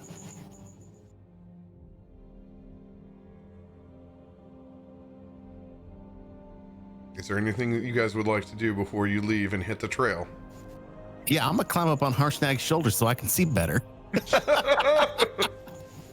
Valas is gonna talk to Cheekios before he goes. And how is it that we come here to find a giant, but instead we're searching for a slug and a tree?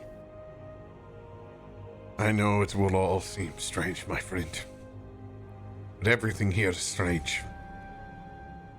And that is what we need to track that thing. Nightmare Eater does not become 1,000 years old because it's easy to find. What we need. We're lucky to have their help. I'll trust your judgment, I guess, on this.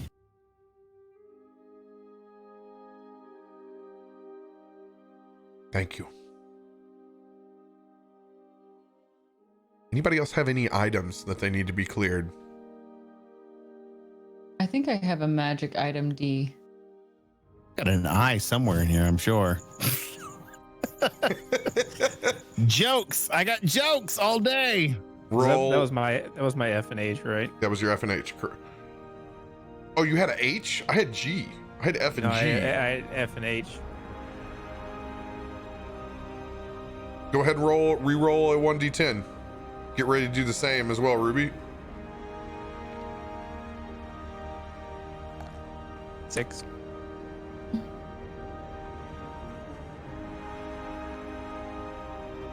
A 3.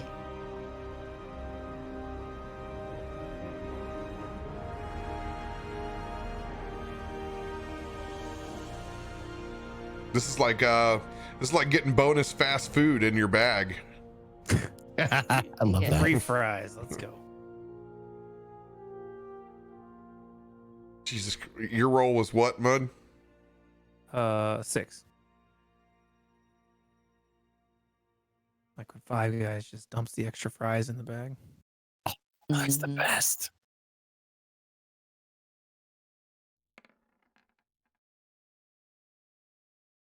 Oh, you just got a cat. You just got a item C there, Cap. Or Cheekios. Nope. Everybody get something.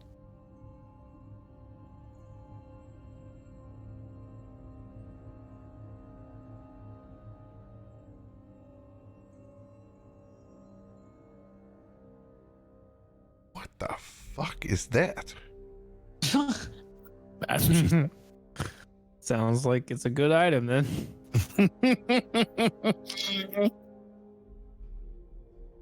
Get the notes out.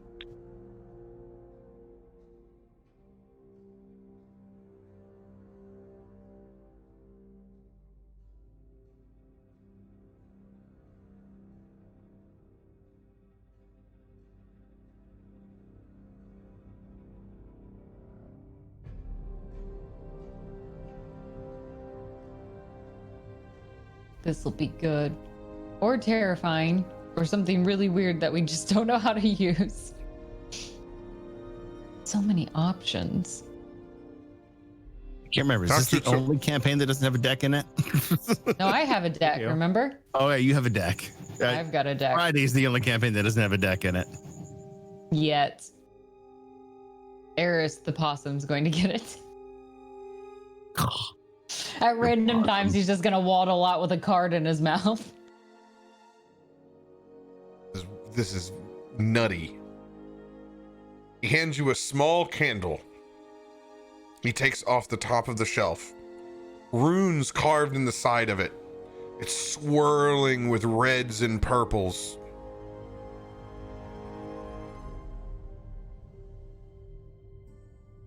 Someone of your magical stature, I'm surely could find good use for this. It's only got 4 hours on it, though.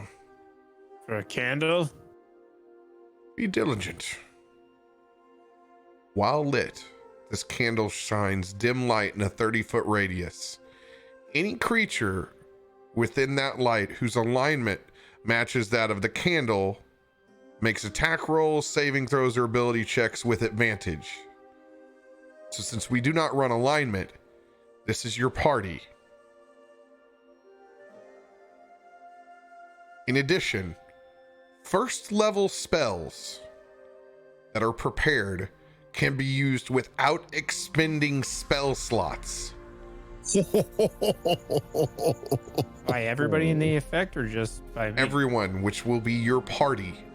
Holy shit. What? Alternatively, when you light the candle the first time, you can cast the gate spell. A 9th level spell.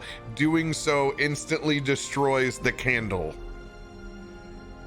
Oh God. Is What this instead of the staff? No, you still have the staff. I'm giving both of you. I'm giving them both to you. Dang. You got a candle and a staff. That's why I said bonus fast food. All right. 63 for you, and this is item D. I have never used this candle. I've never heard of this candle. It's the candle of invocation, right? Yes, candle of invocation. Ooh. Heard of it either. It's dope though. 4 hours is a long fucking time. But just think about like the candle going out, like all the effects, because it's just this candle, right? Anybody with thaumaturgy can put the candle out. It's knowing what the candle does. What a crazy dynamic just the pieces of that thing has. All right. And it wouldn't be a trip to the Fae without giving Dr. Ruby something, right? Right? Obviously. The favorite.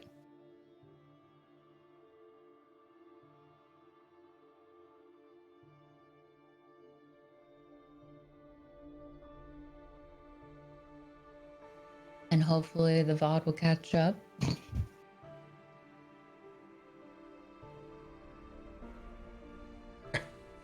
Well, he pulls out another small vial. Something I've been working on for some time, Dr. Ruby, but it needs field testing. Small vat of swirling oil as he shakes it. Turns a greenish to pink color. Put a little bit of this on your weapon. Up to 5 different pieces. Oil doesn't last for long, but your blades will never be sharper. You get a vial of oil of sharpness. Ooh. All of your items become magical for 1 minute and have an extra +3 bonus to attack. Oh, dang. Snap! That's I'll take that. serious nonsense right there. Yeah, that's really helpful. Thank you. You just became lethal to the nth degree, sister. Yeah, no, I can definitely check this out. If it works out, I'll let you know, and we can always make more for my companions and I. Cheekios leans over while Dr. Totemus is showing those last pieces to the rest of the group. Histor. That twig.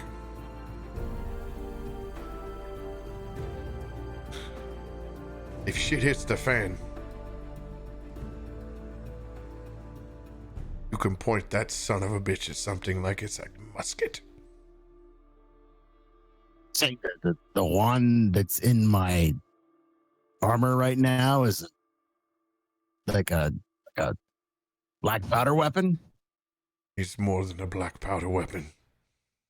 I saw it the way it lit up Ruby Shore's gyms. That is a wand of wonder.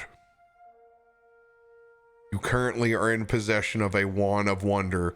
It does a D100 of things. Do not look at the sheet at what the rolls are, but it is a D100 roll of tons of shit. In Histor's mind, it is a shotgun. It has lots of things.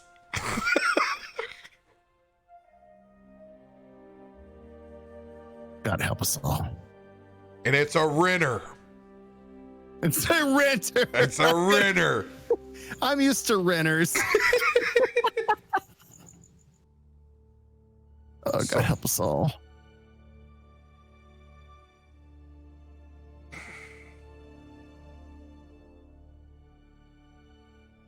Send the word when the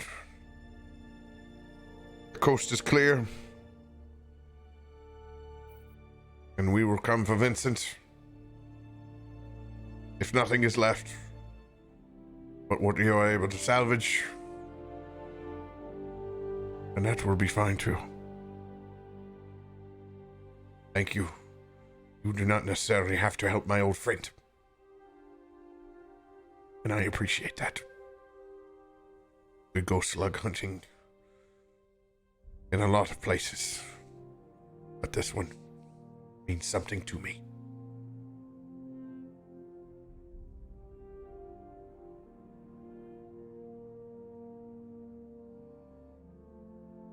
Right then. That he knows his guide the way.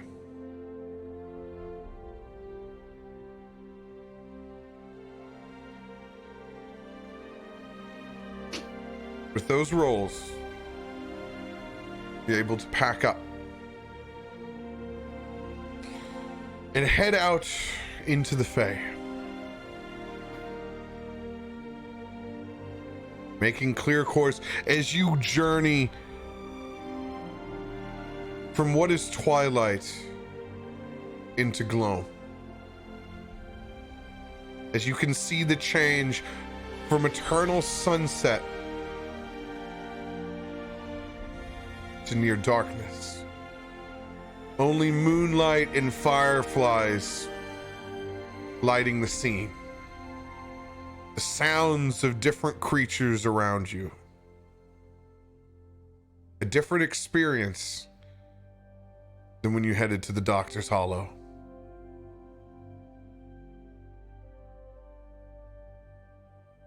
It doesn't take much time before the scent becomes overwhelmingly strong.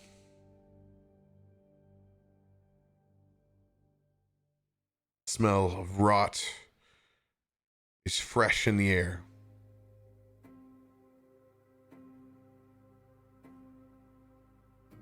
As you all stop at a tree line,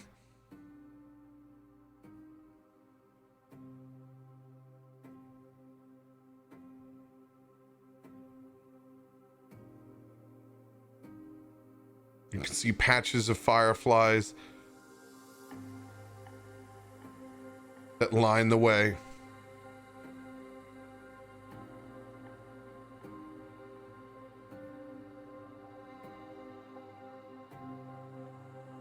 Several plots now slicked with slime.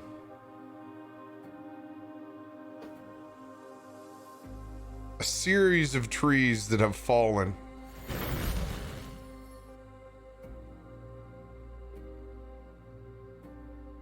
As you guys stare out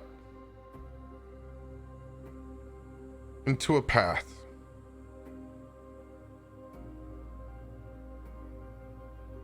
Still water. Now large mushrooms. And one massive overturned tree.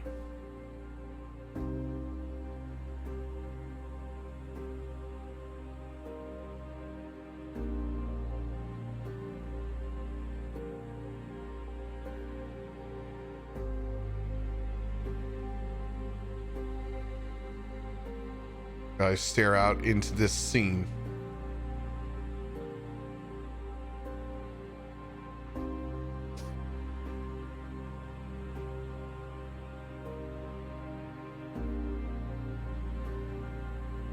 slowly looking back towards that source of water.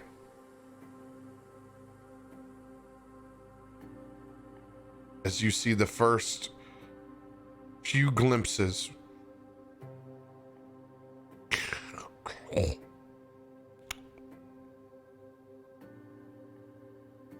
of eyeballs peer up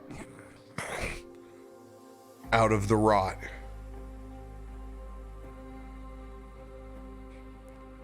That is where we will end this week. No snails yet. The old eyeballs. Oh, man. Not yet, BRM. Not yet.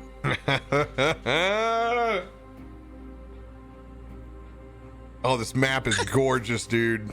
It is. It is so pretty. It told me the story of Vincent when I looked at it. I was like, that's interesting. That's the That's story. gorgeous. This candle is something else. The candle deserved the pause that I gave it on stream. I was like, That candle doesn't What? seem real. do you know what the gate spell does? No, I don't want to know either. Same as I'm not looking up what the wand of many things does or whatever the fuck, wand of wonder. So you think it's cool to like be able to give people the first level spells for free and stuff, but I can tell you that gate spell makes you question whether you should save it. Well, I mean, considering what we've got to face, yes. gate spells like having a get out of free jail. There's it's something, man. It's a spell. No, you're Much to something. think about. Much to think about. Especially the last paragraph of the description. Interesting spell. I'll apologize to the party now. Post. I did not mean to poke the bear with Theoden. It was perfect. No, you handled it really well. That's exactly what I expected to happen. That man was a sourpuss coming in.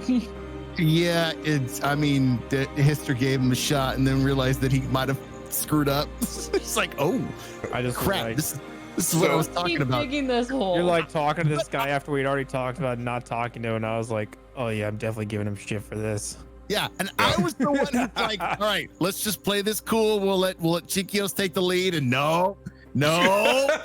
Had to talk to this guy. I glad- gotta be the old soldier dragonborn and step into it. It would I have can been just handle as this. I'm a bad. people person. It's like air So- and water, the food of the battlefield. It was so thick. Oh God, I loved it. I loved it so much. I will never, for the rest of my life, ever live that character quote down in Mud's eyes. No, you will not. It's like the Bible verse that all the hunters use. And God gives you dominion over beasts of the field and the birds of prey. There are 4,000 wards on a material plane that you don't even know about. It was grade Trying to A. flex on this dude that doesn't even know about the material. He doesn't fucking know where Gangcaster's at. Fucking great, dude. Histor doesn't know and he doesn't care. He's just telling war stories like that old blustering fool you see down at the bar. Quite literally, without his family, Histor Faust is the guy who sits at the fucking High Sierra bar from 6 a.m. to 2 a.m. Give yourself way more credit. It's the fucking VFW, okay? On bingo night. High Sierra is quite literally the strip mall bar that you see off the freeway when I get off. Nice. Wow. Nice. Choice. Have I ever been there in the 4 years I've lived out here? Yes, I have. Sometimes you have High Sierra Not kind of where days. I thought that was going. Oh man. I cannot wait for next week. I can't wait for tomorrow. Tomorrow's a whole nother shift, and then Friday, bring it. You better, yeah. You got a lot to get ready for, buddy. So for folks that don't know the gate spell, if you've watched Critical Role, they used a gate spell to unleash a Garistro back in their first campaign. You can cast a spell and speak the name of a specific creature, and if that creature is on a plane other than you are on, the portal opens in the named creature immediate vicinity and draws that creature through. Yeah, that's what I'm saying. Like, it was, it's cool to like give everyone free first level spells for 4 hours, but you could suck something really big through. I mean, That doesn't mean you can control it, though. No, it doesn't mean that at all. I can think of sea gods that he has pacts with. Here's what's Gotta be a creature though. here's what's wild. That thing could get tormented. That's what I was thinking. It could. That's trouble. That was my specific thought about it. I was like, oh shit. Because that's all you need is two self-righteous dragonborns from the same family swinging around in the same campaign. I was thinking very different. I was thinking Yancey Ben and we trap him or something like that. I also thought, Nightcock, but Nightcock depends on whether they're on the other plane or not. It could be. Right now, where it is, they're closer to material. I would assume, but I don't know. I would honestly, I would roll on it because I don't know whether they're still in the plane of air or whether they're in the air in the material plane. Yeah, I don't know. I was just reading this and I was like, typically, first level spells is cool and all, but opening a portal and bringing something through is maybe cooler. I mean, you could use it and then eat it too, can't you? As long as you don't. Well, if I use the gate spell, it destroys the candle. Yeah, but I mean, you could burn part of it and then still use it. I think it's only on the first time. Oh, it is on the only for. Yeah, it's on the first time. Yeah. So like if I used it the first time, and so it's either gate spell or use the 4 hours. That's a hard call because both are really, really good. Probably come down to situation. You got options. It's good to be back in the Fae. Use that brain of yours.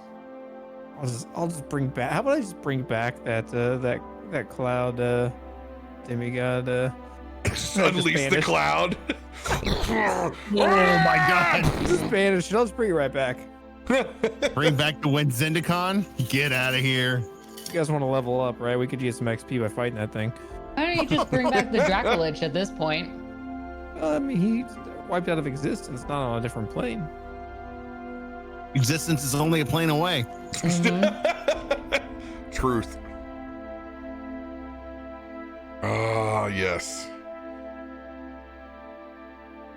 Oh. I'm going to head off and play a little bit of Magic after this. And I'm excited for next week. Battle in the Fae, something we have not done since last Halloween. We conquered the Headless Horseman. Oh, wow. That was like, that was a fun episode. Dang, that's forever ago. Like, hey, man, you never know. We might find Malachar somewhere smoking himself silly in a tree somewhere. You mean that's like way cool. Malthus, far out. not Malachar. Malthus, thank you. Hell yeah. Freudian slip, talking about pulling things from other dimensions. Hell yeah. All right, guys, we'll see you tomorrow for Tormund's Quest. Love you guys. Wash your hands. Wear a mask. Be good to each other. Love you guys.